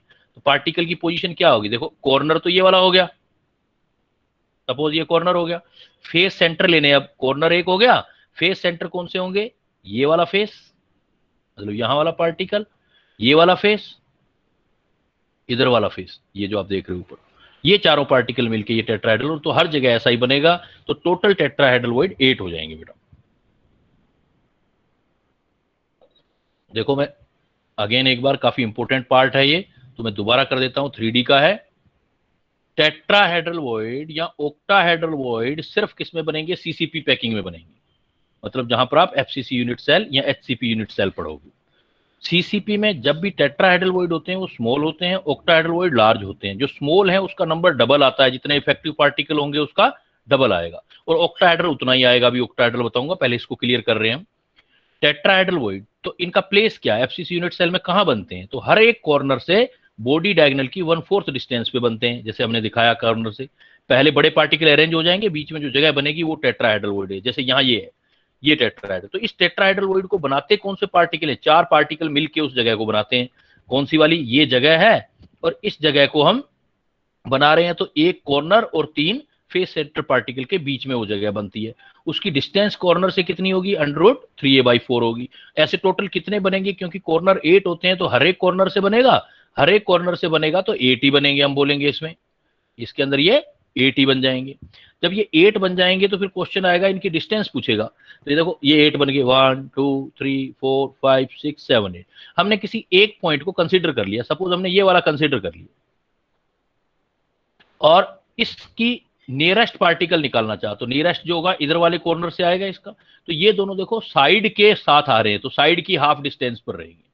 दूसरे जो नियरेस्ट 2 पार्टिकल होंगे वो इस फेस को सिलेक्ट कर लो, ये वाला और ये वाला होंगे, तो ये फेस डायगोनल के अलोंग आ रहे हैं, तो फेस के अगर ये आएंगे तो इसको फेस डायगोनल का हम हाफ कह देंगे, फेस डायगोनल का हाफ आ जाएंगे। तो सीधा रट भी सकते हो आप, क्योंकि काफी कॉम्प्लिकेटेड है तो सीधा याद कर सकते हो। फर्स्ट नियरेस्ट करना है तो साइड का हाफ, सेकंड नियरेस्ट करना है तो फेस डायगोनल का हाफ, थर्ड नियरेस्ट करना है तो आप बॉडी डायगोनल का हाफ ले सकते हो। क्लियर बेटा, चलूं आगे, कोई डाउट तो नहीं है यहां तक। पर याद रखना है, सिंपल क्यूबिक यूनिट सेल में नहीं लेना, बॉडी सेंटर्ड में भी नहीं लेना, ये टेट्राहेड्रल वॉइड ऑक्टाहेड्रल वॉइड सिर्फ सीसीपी वाले में लेने हैं, फेस सेंटर्ड में। सुन रहे हो बेटा मेरी आवाज? Yes sir. चले आगे चले फिर। नेक्स्ट देखो बेटा, फिर कौन से वॉइड रह गए हमारे, ऑक्टाहेड्रल वॉइड। तो अब ये देखते हैं ये कितने होंगे और कहां बनेंगे। अब आ जाओ आप ऑक्टाहेड्रल वॉइड। तो ऑक्टाहेड्रल वॉइड बड़े वाले वॉइड थे, लार्ज। सबसे पहले देखो इनका प्लेस देखते हैं, और होंगे कितने, लार्ज हैं तो ये उतने ही होते हैं जितना जेड की वैल्यू होती है, जितना जेड होगा उतने ही, तो जेड 4 है तो ये 4 ही आएंगे। लार्ज हैं, बड़े हैं तो कम बनेंगे, 4 ही बनेंगे, क्योंकि सीसीपी में इफेक्टिव पार्टिकल 4 होते हैं। अब आता है इनका प्लेस क्या होगा, ये बनेंगे each edge centre, each edge centre and at body centre. तो ऑक्टाहेड्रल वॉइड जो बनेंगे वो एज सेंटर पे बनेंगे और बॉडी सेंटर पे बनेंगे। तो देखो एज सेंटर है तो कितने होते हैं एज, एज टोटल होते हैं 12, और एक एज का शेयरिंग पार्ट होता है 4, एक एज 4 में डिवाइड होता है। जैसे हमारे रूम की जो कॉर्नर है, जो कॉर्नर वाला बीच वाला जो कॉर्नर होता है नीचे से ऊपर की साइड जा रहा है, तो वो 4 कमरों के लिए कॉमन होगा वो कोना, तो वो जो एज है पूरा किनारा जो है वो 4 में डिवाइड होता है, प्लस बॉडी सेंटर किसी के साथ शेयर नहीं होगा, तो 3 और 1 4 आ गए। अगर हम इसको डायग्राम में दिखाना चाहें तो कैसे दिखाएंगे, देखो इसको बनाने से पहले आपने याद रखना है, इसको बनाने से पहले एफसीसी पैकिंग हो जानी चाहिए। एफसीसी पैकिंग बनेगी तभी उनके बीच में वॉइड बनेंगे, टेट्रा या ऑक्टाहेड्रल। तो यहां मान लो बड़े पार्टिकल आ गए हर एक कॉर्नर पर और फेस सेंटर पर आ गए। अब हमें चाहिए ऑक्टाहेड्रल, तो ऑक्टाहेड्रल कहां बता रहा है, ईच एज सेंटर, जैसे ये रहा एज, एज का सेंटर होगा ये वाला पॉइंट, यहां जो होगा अब ये ऑक्टाहेड्रल बने, तो हर एक एज सेंटर पर आ जाएंगे।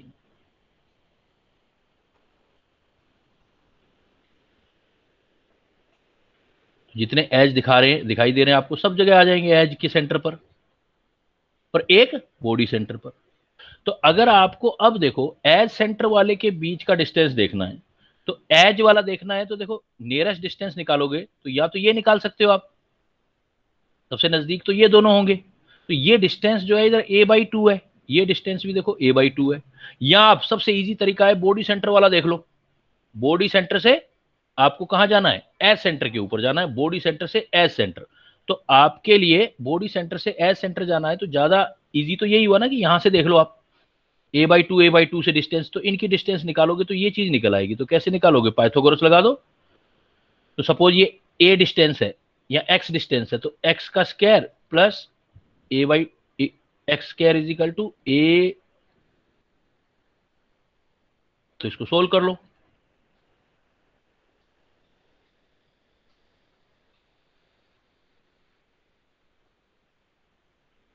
x की वैल्यू निकालनी है, तो अंडर रूट कितना आ गया हमारे पास, ये a का स्क्वायर है ना, a का स्क्वायर, a का स्क्वायर बाई 2। तो मैं इसका a² बाई 2 लूंगा, तो वैल्यू कितनी आएगी, a/√2। तो दो ऑक्टाहेड्रल वॉइड के बीच का डिस्टेंस a√2 आ जाएगा, a√2। अगर आपसे कोई पूछ ले टेट्रा और ऑक्टा निकालो, तो सबसे बेस्ट है, देखो ऑक्टा सेंटर पॉइंट पे होता है ऑक्टाहेड्रल वॉइड, और ये इधर कॉर्नर से 1/4 डिस्टेंस पे होता है टेट्राहेड्रल वॉइड। ये एक पूरा बॉडी डायगोनल है, तो ये सारा डिस्टेंस जो हो गया बॉडी डायगोनल का हाफ हो गया। और यहां से यहां तक का डिस्टेंस पहले निकाल चुके, बॉडी डायगोनल मतलब √3a/4। और ये टोटल जो आपका है यहां से लेके यहां तक जो है टोटल डिस्टेंस है हाफ बॉडी डायगोनल का √3a/2। तो ये डिस्टेंस निकल आया। So distance between tetrahedral void and octahedral void is equal to, निकाल लोगे तो √3a/2 में से √3/4 चला गया, तो √3a/4 आ गया। तो इस तरह के प्रॉब्लम आपसे डिस्कस किए जा सकते हैं कि वो वॉइड कहां है, कितने हैं, किस डिस्टेंस पे। अब बेटा आ जाओ इसकी फ्रेमिंग क्वेश्चंस की इनकी। अब ये सारा क्लियर करने के बाद देखो क्वेश्चंस की फ्रेमिंग कैसे आती है। आपको कोई भी प्रॉब्लम दिया जाए, मैं सपोज कोई भी प्रॉब्लम दूंगा, मैं आपको कहूंगा कि सपोज ए पार्टिकल है, वो जो ए पार्टिकल है वो है कॉर्नर पर, बी पार्टिकल है फेस सेंटर पर, A particle corner, B face centre पर, सी पार्टिकल है एज सेंटर पर। तो कंपाउंड का फार्मूला क्या होगा, ऐसे क्वेश्चन आएंगे आपके एग्जाम में। आप एक काम करना, हमेशा जब भी आ जाए जल्दबाजी मत करना। सपोज जो जहां है ना वहां रख लेना, जैसे corner, face centre, edge centre लिख लो। जहां जहां आते हैं वहां पर आप लिख लो। कॉर्नर आपको पता है होते हैं, यहां रख दिया, कॉर्नर होते हैं 8, फेस सेंटर होते हैं आपके पास 6, एज सेंटर होते हैं 12। कॉर्नर जो है वो डिवाइड कर दो, एक कॉर्नर होता है 8 में डिवाइड, तो इसका मतलब ए की वैल्यू आ गई 1। फेस सेंटर होता है एक 2 में डिवाइड, तो इसका मतलब बी की वैल्यू भी आ गई। एज होता है 4 में डिवाइड शेयर होता है, तो इसका नंबर भी आ गया। तो क्या फार्मूला हो गया, AB3C3।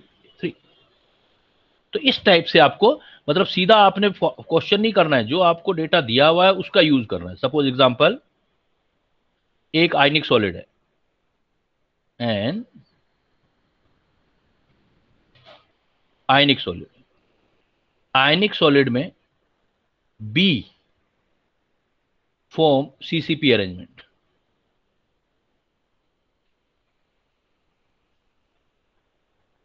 and A occupy in half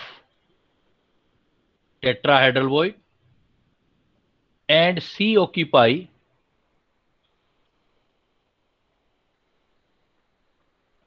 in all octahedral void. Provide formula. Formula निकालना है। तो कैसे सोल्व करेंगे बेटा? देखो, जैसा क्वेश्चन उस तरीके से सॉल्यूशन। सपोज आपके पास कह रहा है एक ए है, एक बी है, एक सी है। उसने सबसे पहले आपको बोला है कि बी का सीसीपी अरेंजमेंट है, तो सोल्व कर दो ना। बी का सीसीपी है, सीसीपी का मतलब बी के पार्टिकल इफेक्टिव 4 आ गए, तो बी तो आगे 4। अब बी 4 आगे, बी का सीसीपी अरेंजमेंट है, तो इसमें दो टाइप के वॉइड बनेंगे। एक बनेंगे स्मॉल टेट्राहेड्रल वॉइड और एक बनेंगे large octahedral void. Tetrahedral void small होते हैं तो डबल बनते हैं, तो हमारे पास 8 टेट्राहेड्रल वॉइड है। और ऑक्टाहेड्रल वॉइड लार्ज होते हैं तो उतने ही बनते हैं जितने पार्टिकल हैं, तो 4 ऑक्टाहेड्रल वॉइड बन गए। अब हमें टेट्राहेड्रल वॉइड में देखो क्या दिया, कहता है ए occupy in half tetrahedral void. तो टेट्राहेड्रल वॉइड में जो सारे नहीं फुल करने आपने ए से, उसमें ए जो भरने हैं वो 4 ही करने हैं। 4 ही हाफ हो गए, 8 का हाफ। और जो सी कह रहा है occupy in all octahedral void, तो 4 के 4 सी भर दिए, तो सी जो आगे वो 4 आ गए। तो इसका मतलब फार्मूला क्या आ गया? देखो, ए की वैल्यू आ गई 4, बी की वैल्यू आ गई आपके पास 4, सी की वैल्यू आ गई 4। तो क्या फार्मूला हो गया? A B C. पूरा फार्मूला करोगे तो A4 B4 C4 ये हो तो ठीक है, नहीं तो सिंपलेस्ट रेशो होगा तो सिंपलेस्ट दे दोगे। तो आपके पास जितना भी प्रॉब्लम आता है आपने उसको इस टाइप से फिल करना है, आपने बनाना है ऐसे।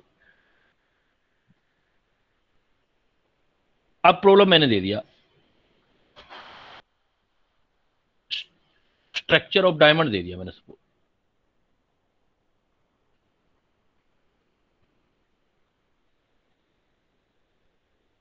स्ट्रक्चर ऑफ डायमंड में कार्बन जो है वो फॉर्म कर रहा है CCP arrangement.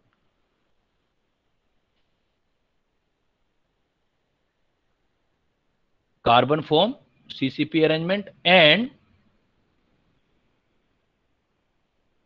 Carbon also present in alternative tetrahedral void.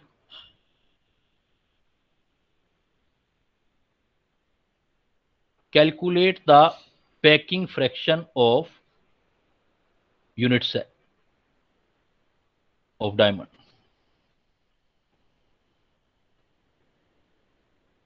ये बेटा मैंने प्रॉब्लम दे दिया आपको। Carbon form CCP arrangement and carbon also present at alternative tetrahedral void. Calculate the packing fraction of unit cell of diamond. Let's see how can we solve this problem. Then देखो, सबसे पहले आप carbon का CCP arrangement बना रहे हो। CCP का मतलब एफसीसी हो गया। तो पार्टिकल कहां कहां रखेंगे हम? ड्रॉ कर लो। इसका मतलब कार्बन पार्टिकल हर एक कॉर्नर पर आ गया, क्लियर, और हर एक फेस सेंटर पर आ गया। लेकिन बात यहां खत्म नहीं हुई, उसने आगे फिर बोल दिया carbon also present in tetrahed alternative tetrahedral void. अब अल्टरनेटिव टेट्राहेड्रल वॉइड पे कार्बन कर दिया है, तो सपोज यहां कहीं कार्बन आ रहा है, इधर, फिर इधर छोड़ दो, इधर कहीं आ रहा है, फिर इधर छोड़ दो, इधर से कहीं आएगा अल्टरनेटिव, फिर इसको छोड़ दो, इधर कहीं आएगा। टोटल ये हो गया हमारे पास। अब मुझे सबसे पहले तो जेड इफेक्टिव निकालना है।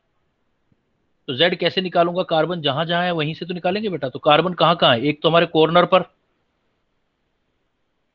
और है फेस सेंटर पर, और है अल्टरनेटिव टेट्राहेड्रल वॉइड में। तो सॉल्यूशन निकालूंगा तो क्या आएगा? कॉर्नर देखो, कॉर्नर 8 और एक कॉर्नर डिवाइड होता है 8 में। फेस सेंटर देखो, एक फेस सेंटर होता है, फेस सेंटर है टोटल 6 और एक फेस सेंटर 2 में शेयर होता है। टेट्राहेड्रल वॉइड टोटल 8 थे, लेकिन आपने अल्टरनेटिवली 4 में ही भरा है, तो 4 कार्बन यहां से आ गए। इसका कैलकुलेशन बना डालो, तो 3 1 4 और 8, देखो इफेक्टिव पार्टिकल 8 आ गया। इवन कार्बन का सीसीपी अरेंजमेंट था, लेकिन सीसीपी के साथ साथ अल्टरनेटिव टेट्राहेड्रल वॉइड में भी कार्बन प्रेजेंट थे, तो 4 वहां से भी आएंगे, 4 सीसीपी वाले, 4 अंदर वाले टेट्राहेड्रल वॉइड वाले। तो Z का वैल्यू कितना आ गया हमारे पास? 8, बिकॉज पैकिंग फ्रैक्शन निकालने के लिए हमें चाहिए ही।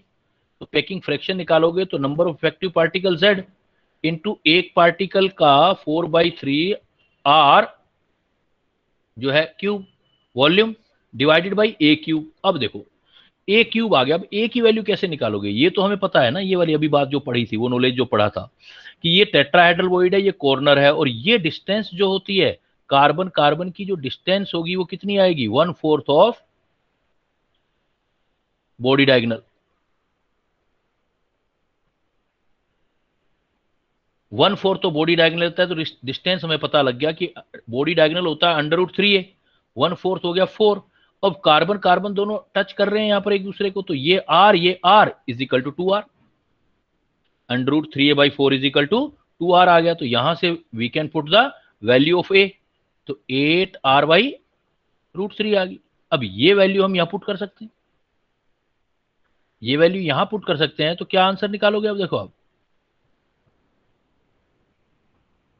देखो पैकिंग फ्रैक्शन निकाल रहे हैं हम डायमंड का, तो पैकिंग फ्रैक्शन Z की वैल्यू आ गई 8 इंटू आ गया 4/3 πr³ डिवाइडेड बाई ए की वैल्यू कितनी आई है, देखो 8R/3, तो 8R का क्यूब कर लेते हैं, इधर √3 का क्यूब कर लेते हैं, ए की वैल्यू आ जाएगी। सोल्व कर लो, पैकिंग फ्रैक्शन 8 4/3 πr³ से r³ कैंसिल हो गया, ये आ गया 3√3, ये आ गया 8 इंटू 8 इंटू 8, तो 3 से 3 कैंसिल, 8 से 8 कैंसिल, 4 2 जा 8 हो गया, तो कितना हो गया √3 π/16, √3 π/16 हो गया, तो √3 की वैल्यू 1.7, पाई की वैल्यू 3.14, ये आ गया आपका 16, 16 2 जा 32.2 के आसपास, तो अप्रोक्सीमेट 32-33% पैकिंग आ गई आपकी। तो इवन सीसीपी अरेंजमेंट था, लेकिन पैकिंग फ्रैक्शन तो निकालने से निकलेगा ना, कम हो गया। देखो पैकिंग फ्रैक्शन 33% आया, इफेक्टिव नंबर ऑफ पार्टिकल 8 आया, कोऑर्डिनेशन नंबर 4 होगा, क्योंकि ये सी 4C से अटैच होगा, तो कोऑर्डिनेशन नंबर 4 होगा। तो क्वेश्चन की थीम के अकॉर्डिंग हमको सॉल्यूशन करना पड़ता है, क्वेश्चंस का रटने से नहीं चलेगा कि भाई इतना है तो बस इतना ही लगाते रहे। भाई सीसीपी है तो देखो क्वेश्चन, देखो हमने सपोज सीसीपी पढ़ा था, तो बच्चे 4 आंसर लगा रहे थे, तो लगा देते हैं, तो लगाना नहीं चाहिए, पहले कैलकुलेशन तो सोचो ना। सीसीपी से 4 आ गए, लेकिन टेट्राहेड्रल वॉइड वाले भी तो कार्बन ही है, 4 वहां से आ जाएंगे, तो इफेक्टिव पार्टिकल कितना होगा अब की बार 8। और वेरी इंटरेस्टिंग, देखो इफेक्टिव पार्टिकल बढ़ गया है इफेक्ट, लेकिन पैकिंग फ्रैक्शन कम हो गया है। तो पैकिंग फ्रैक्शन तो कोऑर्डिनेशन पर डिपेंड करता है, कोऑर्डिनेशन नंबर पर, कोऑर्डिनेशन नंबर बढ़ेगा तो पैकिंग फ्रैक्शन बढ़ेगा, जेड से लेना देना नहीं है इसका कोई। जेड तो 8 हो गई, देखो नॉर्मल सीसीपी होता तो उसमें जेड की वैल्यू 4 होती है, फिर भी 72% किया था आपने, लेकिन यहां पर देखो 33% आ रहा है पैकिंग फ्रैक्शन, वो आपका निकालने से होगा। क्लियर, कोई डाउट तो नहीं है इसमें, किसी बच्चे को डाउट हो तो पूछ सकता है वो।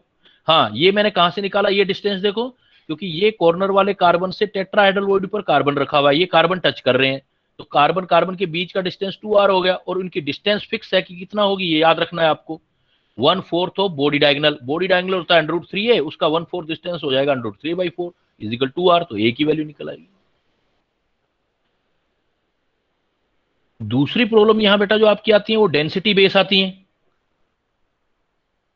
किसी का भी आपको डेंसिटी निकालना हो, तो डेंसिटी जो निकालते हो मास अपॉन वॉल्यूम होता है, तो density is equal to mass upon volume, और मास जो आएगा इसमें Z, mass of one particle divided by volume, जैसे क्यूब है तो A³ लगा देंगे, density is equal to mass of one particle, और मास ऑफ वन पार्टिकल जो फार्मूला वेट है उसको एवोगैड्रो नंबर से डिवाइड कर दो। तो डेंसिटी के लिए आप फार्मूला ये भी यूज कर सकते हो, डेंसिटी Z पे भी डिपेंड करेगी, मतलब नंबर ऑफ पार्टिकल भी डिपेंड करेगा, कितना मोलर मास है उस पर भी डिपेंड करेगा, एवोगैड्रो नंबर पर और ए पर डिपेंड करेगा, डेंसिटी आप कैलकुलेट कर सकते हो। देखो एक बहुत अच्छा सा प्रॉब्लम बनाते हैं इस पर, जो कॉन्सेप्ट को बहुत क्लियर करे हमारे। Suppose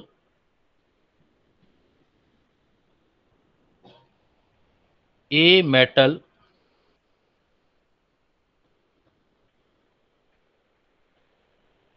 is packed in 3 different type of unit cell. as simple cubic, BCC and FCC. Provide the density ratio of SC, BCC and FCC respectively. ये प्रॉब्लम आ गया हमारे पास। प्रॉब्लम देखो क्या कह रहा है, कहता है सपोज ए मेटल है, a metal is packed in 3 different type of unit cell. कोई एक मेटल है, वो एक बार एक ऐसी सिंपल क्यूबिक यूनिट सेल बना रही है, फिर दूसरी बार बीसीसी बना रही है, एंड फिर क्या बना रही है, एफसीसी बना रही है। तो हमें इसकी डेंसिटी रेशो निकालना है। तो निकाल के बताओ बेटा, करो। देखो फार्मूला ऊपर दे रखा है, सारी चीजें अभी की हुई हैं, कैलकुलेट करो।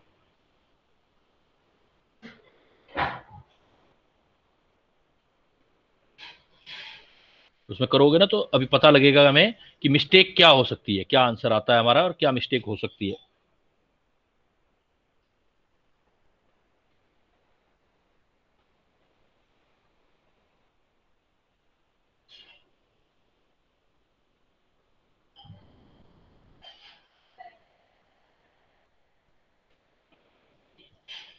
सिंपल सा है, फार्मूला आता है बेटा, आपको बस लगाना है, अप्रोच करनी है बस सही।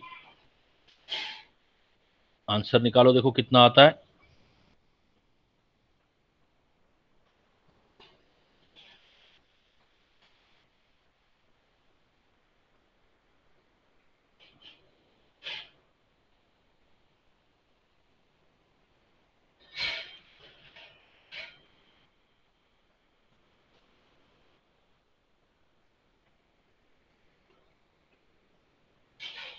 आया किसी का? सर बस 1 मिनट।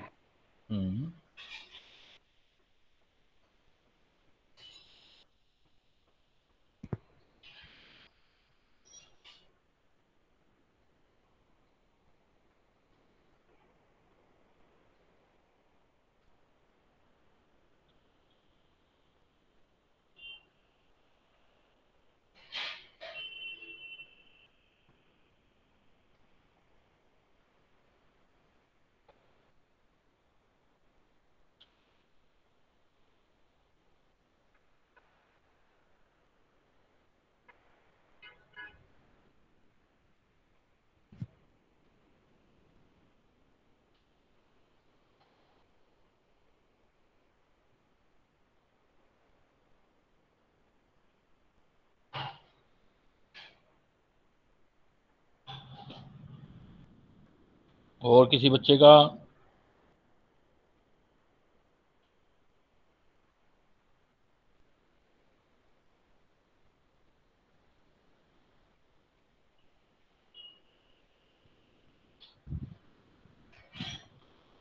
नहीं हुआ बेटा कैलकुलेट किसी का?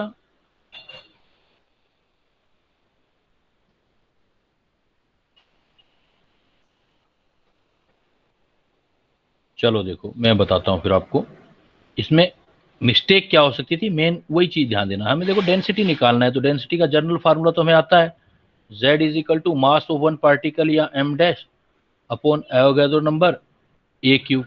तो हमारे पास एक बार तो सिंपल क्यूबिक है, एक बार बीसीसी है, तो और एक 1:2:2 आएगा।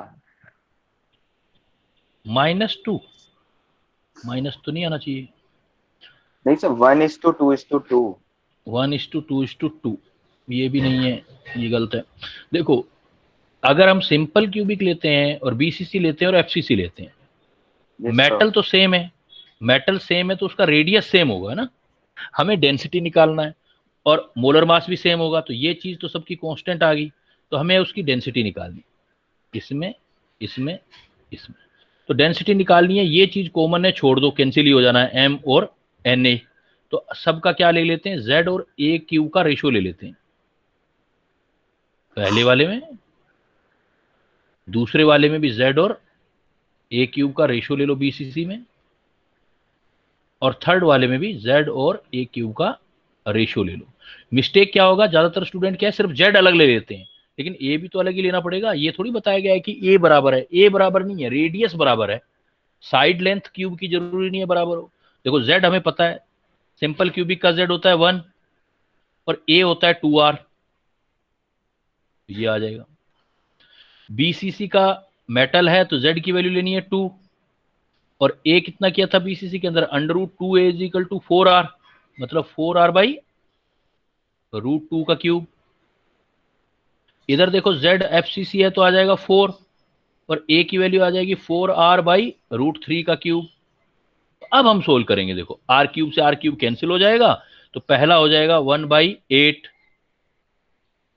दूसरा देखो 2 इधर से आ गया, और ये आ गया 4 इंटू 4 इंटू 4, और देखो ऊपर चला गया 2 √2, तीसरा आ गया 4 इधर, ये आ गया आपका 4 इंटू 4 इंटू 4, ये हो गया 3 √3। देखो जनरली हम मतलब सोच नहीं पा रहे थे, वैसा कुछ आंसर आ गया, तो 2 से 2 बीसीसी में 4r/√3 नहीं होगा? बीसीसी में बॉडी सेंटर में, हाँ मैंने उल्टा लिख दिया क्या, बीसीसी में जो होगा बॉडी सेंटर वाला है, तो बॉडी सेंटर में आ रहेगा 4r/√3, ये इधर आएगा, ये इधर आएगा, है ना? हाँ उल्टा लिख दिया ना मैं, तो ये इधर आएगा, तो इधर भी सोल्व सही कर लेंगे हम इसको, तो ये आ जाएगा 3, दोबारा लिखता हूँ दोबारा। तो देखो कितना आ गया हमारे पास, ये 1/8 हो गया, ये तो ये कितना हो गया 2, ऊपर आ गया 3 √3, इधर आ जाएगा 4 4 6 4 4 कर दो, और ये आ गया 4, तो ये था 2 √2 आ गया इधर से, ये आ गया 4 4 4। अब सिंपलेस्ट कर लो आप, सिंपलेस्ट पहले तो ऐसे ही कर लो, और अब देखो ये 4 2 जा 8 है, 4 2 जा 8 है, 8 है, तो 8 को सारे से मल्टीप्लाई कर देते हैं, तो सबको करोगे तो ये 1 हो जाएगा, ये 8 चला गया, 4 2 जा 8 चला गया, तो अभी भी कितना बचेगा, 3 √3/4 रह जाएगा अभी भी। इससे 8 से डिवाइड कर देंगे तो ये आ जाएगा आपका, ऊपर वाला कैंसिल हो गया था ना सारा, 2 तो √3, तो ये आंसर आएगा, देखो ये वाला आएगा। तो ध्यान रखना है कि सेम मेटल अगर हम आप पैकिंग कर रहे हैं तो आर सेम हो सकता है, ए सेम नहीं होगा, तो दोनों चीजें वेरी करेंगी, दोनों में वेरिएशन आएगा, वेरिएशन इन बोथ, किस किस में, Z as well as a. हाँ वो कह देता कि भाई ए भी इक्वल है सबकी, देन आप ए रख के कर सकते थे आगे, क्लियर? तो ए और जेड दोनों अलग अलग लेने हैं आपने। Okay sir. एक देखो कभी कभार पूछा जाता है, एक्स्ट्रा में दे देता हूं मैं, एक हमारे पास होता है HCP unit cell, HCP unit cell, HCP को बोलते हैं hexagonal close packed unit cell. इसमें क्या होता है, हेक्सागोनल बनता है,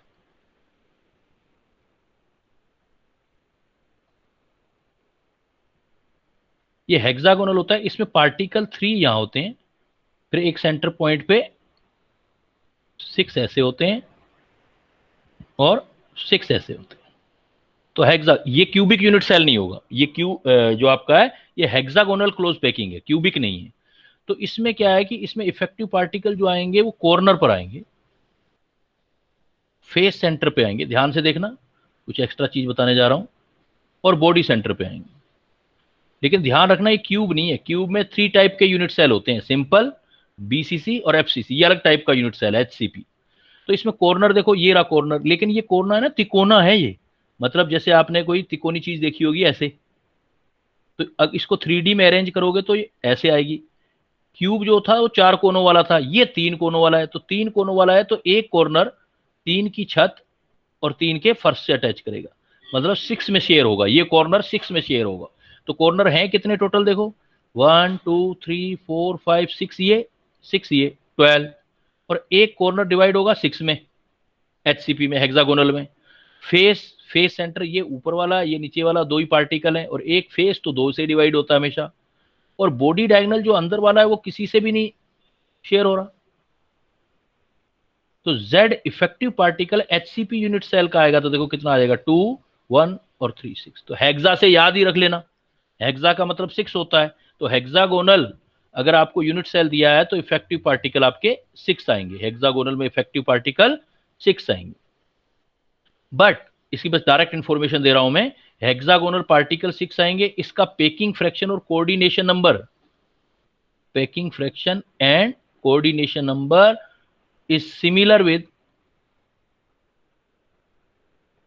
एफसीसी। तो उसका भी कोऑर्डिनेशन नंबर कितना था 12, पैकिंग फ्रैक्शन निकाला था आपने वो 70 कितना 2% के आसपास, तो वो सारा एक जैसा ही आएगा। कोऑर्डिनेशन नंबर किसी के सेम होते हैं तो पैकिंग फ्रैक्शन सेम ही आता है।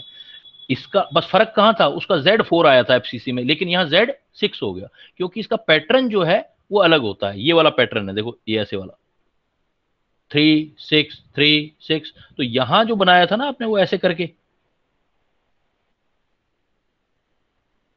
एक पार्टिकल 6 प्लेन के अंदर, 3 above the plane, 3 below the plane, लेकिन बिल्कुल अलाइनमेंट में। तो है तो वैसा ही पैकिंग, वैसा ही आया जैसा आपने एफसीसी बनाया था। ये डिफरेंस है। यहां पर देखो बिल्कुल आमने सामने होंगी लेयर, जो एक दूसरे के ऊपर प्लेस होंगी। तो सपोज ये लेयर ए है, ये बी है, तो ये वापिस ए आ गया। इसलिए हम कहते हैं कि एचसीपी अराइज फ्रॉम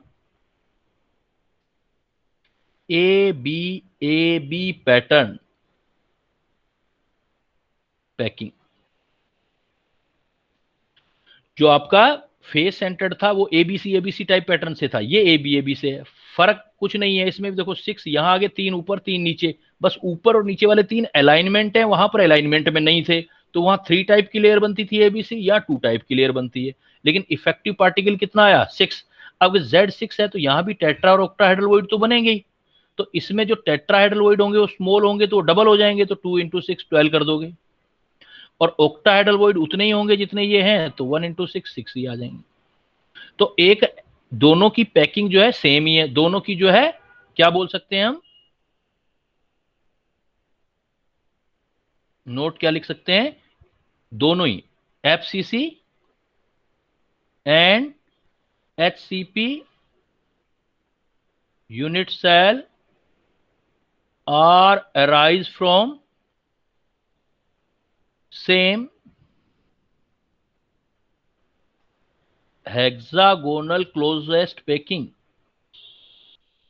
दोनों ही सेम पैकिंग से निकला है, इसलिए इनका कोऑर्डिनेशन नंबर दोनों का सेम आएगा 12, और दोनों में ही पैकिंग फ्रैक्शन भी सेम रहेगा। डिफरेंस किस में आएगा फिर,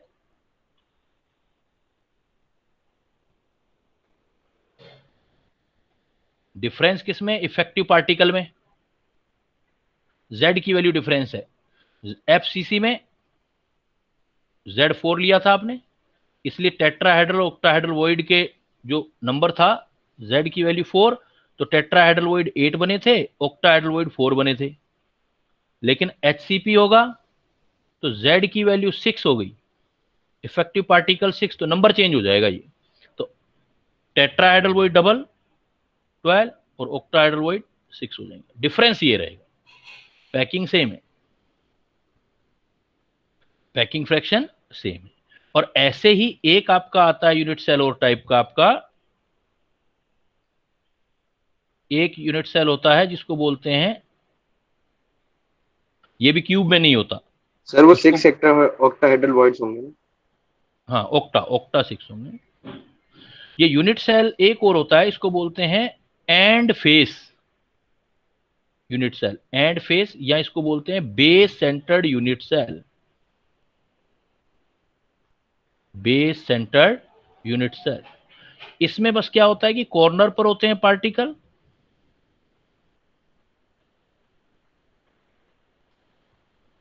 कॉर्नर पर, और अल्टरनेटिव फेस पर होते हैं particle, corner plus alternative face. देखो बहुत अच्छा पॉइंट है, अल्टरनेटिव फेस का मतलब हो गया, मान लो छत पर पार्टिकल आ गया तो चारों दीवारों पर नहीं आएगा, क्योंकि वो तो उसके साथ लगती भी हो जाएंगी। छत पे आएगा तो फर्श पे आएगा।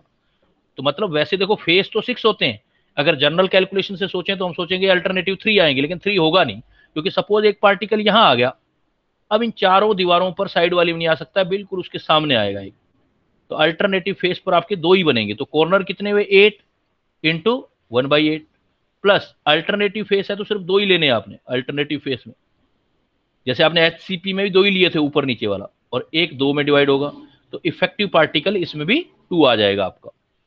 इसमें आपके टोटल देखो, अब मैंने अभी आपको जहां से स्टार्ट किया था वहीं से आज का टॉपिक क्लोज कर रहे हैं हम। मैंने आपको बोला था कि total CTO MTHR total 7 crystal system थे, 7 क्रिस्टल सिस्टम है आपके पास। इसमें से क्यूब के अंदर यूनिट सेल देखोगे आप, तो क्यूब के अंदर आपका मिलेगा simple, BC and FC, simple, body centre, face centre. इसमें 3 टाइप के मिलेंगे। लेकिन ये जो आपका ऑर्थोरोम्बिक है, इसमें आपके 4 टाइप के मिलते हैं, सिंपल, BC, FC सबसे ज्यादा इसमें मिलते हैं, सिंपल, BC, FC एंड एक में मिलता है बेस सेंटर, जो लास्ट में पढ़ा था आपने।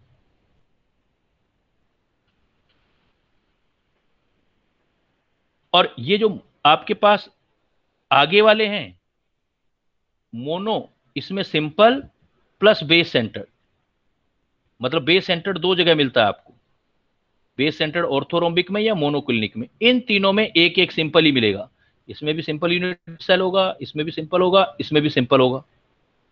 और इसके अंदर जो टेट्रागोनल है, इसमें आपका मिल जाएगा एक, टोटल कितना हो गया देखो, base centre simple plus BC मिलेगा इसमें।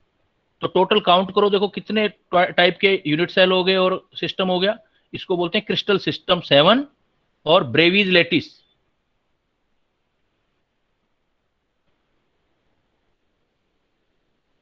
तो देखो इसमें कितने टाइप का मिल गया, क्यूब में 3 टाइप का, इसमें मिल गए सिंपल और BC 2 टाइप के, इसमें चारों के चारों मिल गए, इसमें मोनोक्लिनिक में 2 टाइप के मिलेंगे, इनमें सब में एक एक टाइप का सिंपल ही मिलेगा। तो टोटल सम कर लो, 3 और 2 5 और 9 और 2 11 12 13 14। इसलिए हमने पढ़ा था कि जो आपसे पूछे क्रिस्टल सिस्टम कितने हैं तो आप बोलोगे 7 है, लेकिन ब्रेवीज लेटिस कितने हैं तो आप बोलोगे 14 है। पूछेगा ऐसा कौन सा क्रिस्टल सिस्टम है जिसमें 4 टाइप के यूनिट सेल मिलते हैं सबसे ज्यादा टाइप के, तो ऑर्थोरोम्बिक में। ऑर्थोरोम्बिक में simple, body centre, face centre और बेस सेंटर सारे मिलेंगे। ऐसा पूछा जाएगा कि बेस सेंटर किस किस में मिलेगा, तो 2 में मिलता है बेस सेंटर, एक ऑर्थोरोम्बिक में और एक मोनोक्लिनिक में।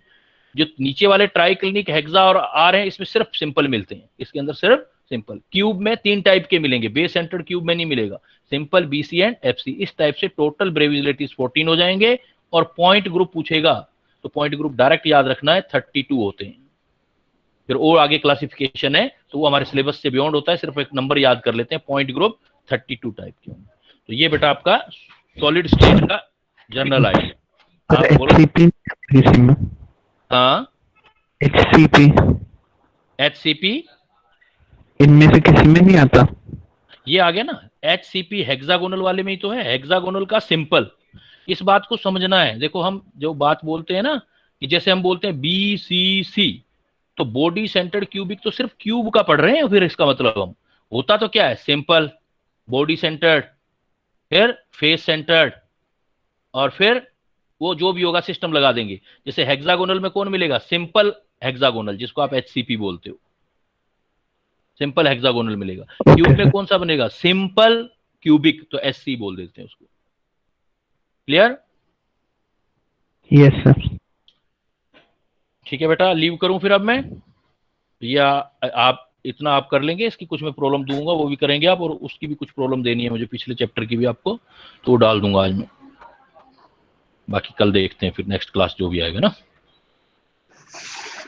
Thank you sir. Thank you बेटा, थैंक यू, हाँ जी, thank you sir. Thank you, thank you.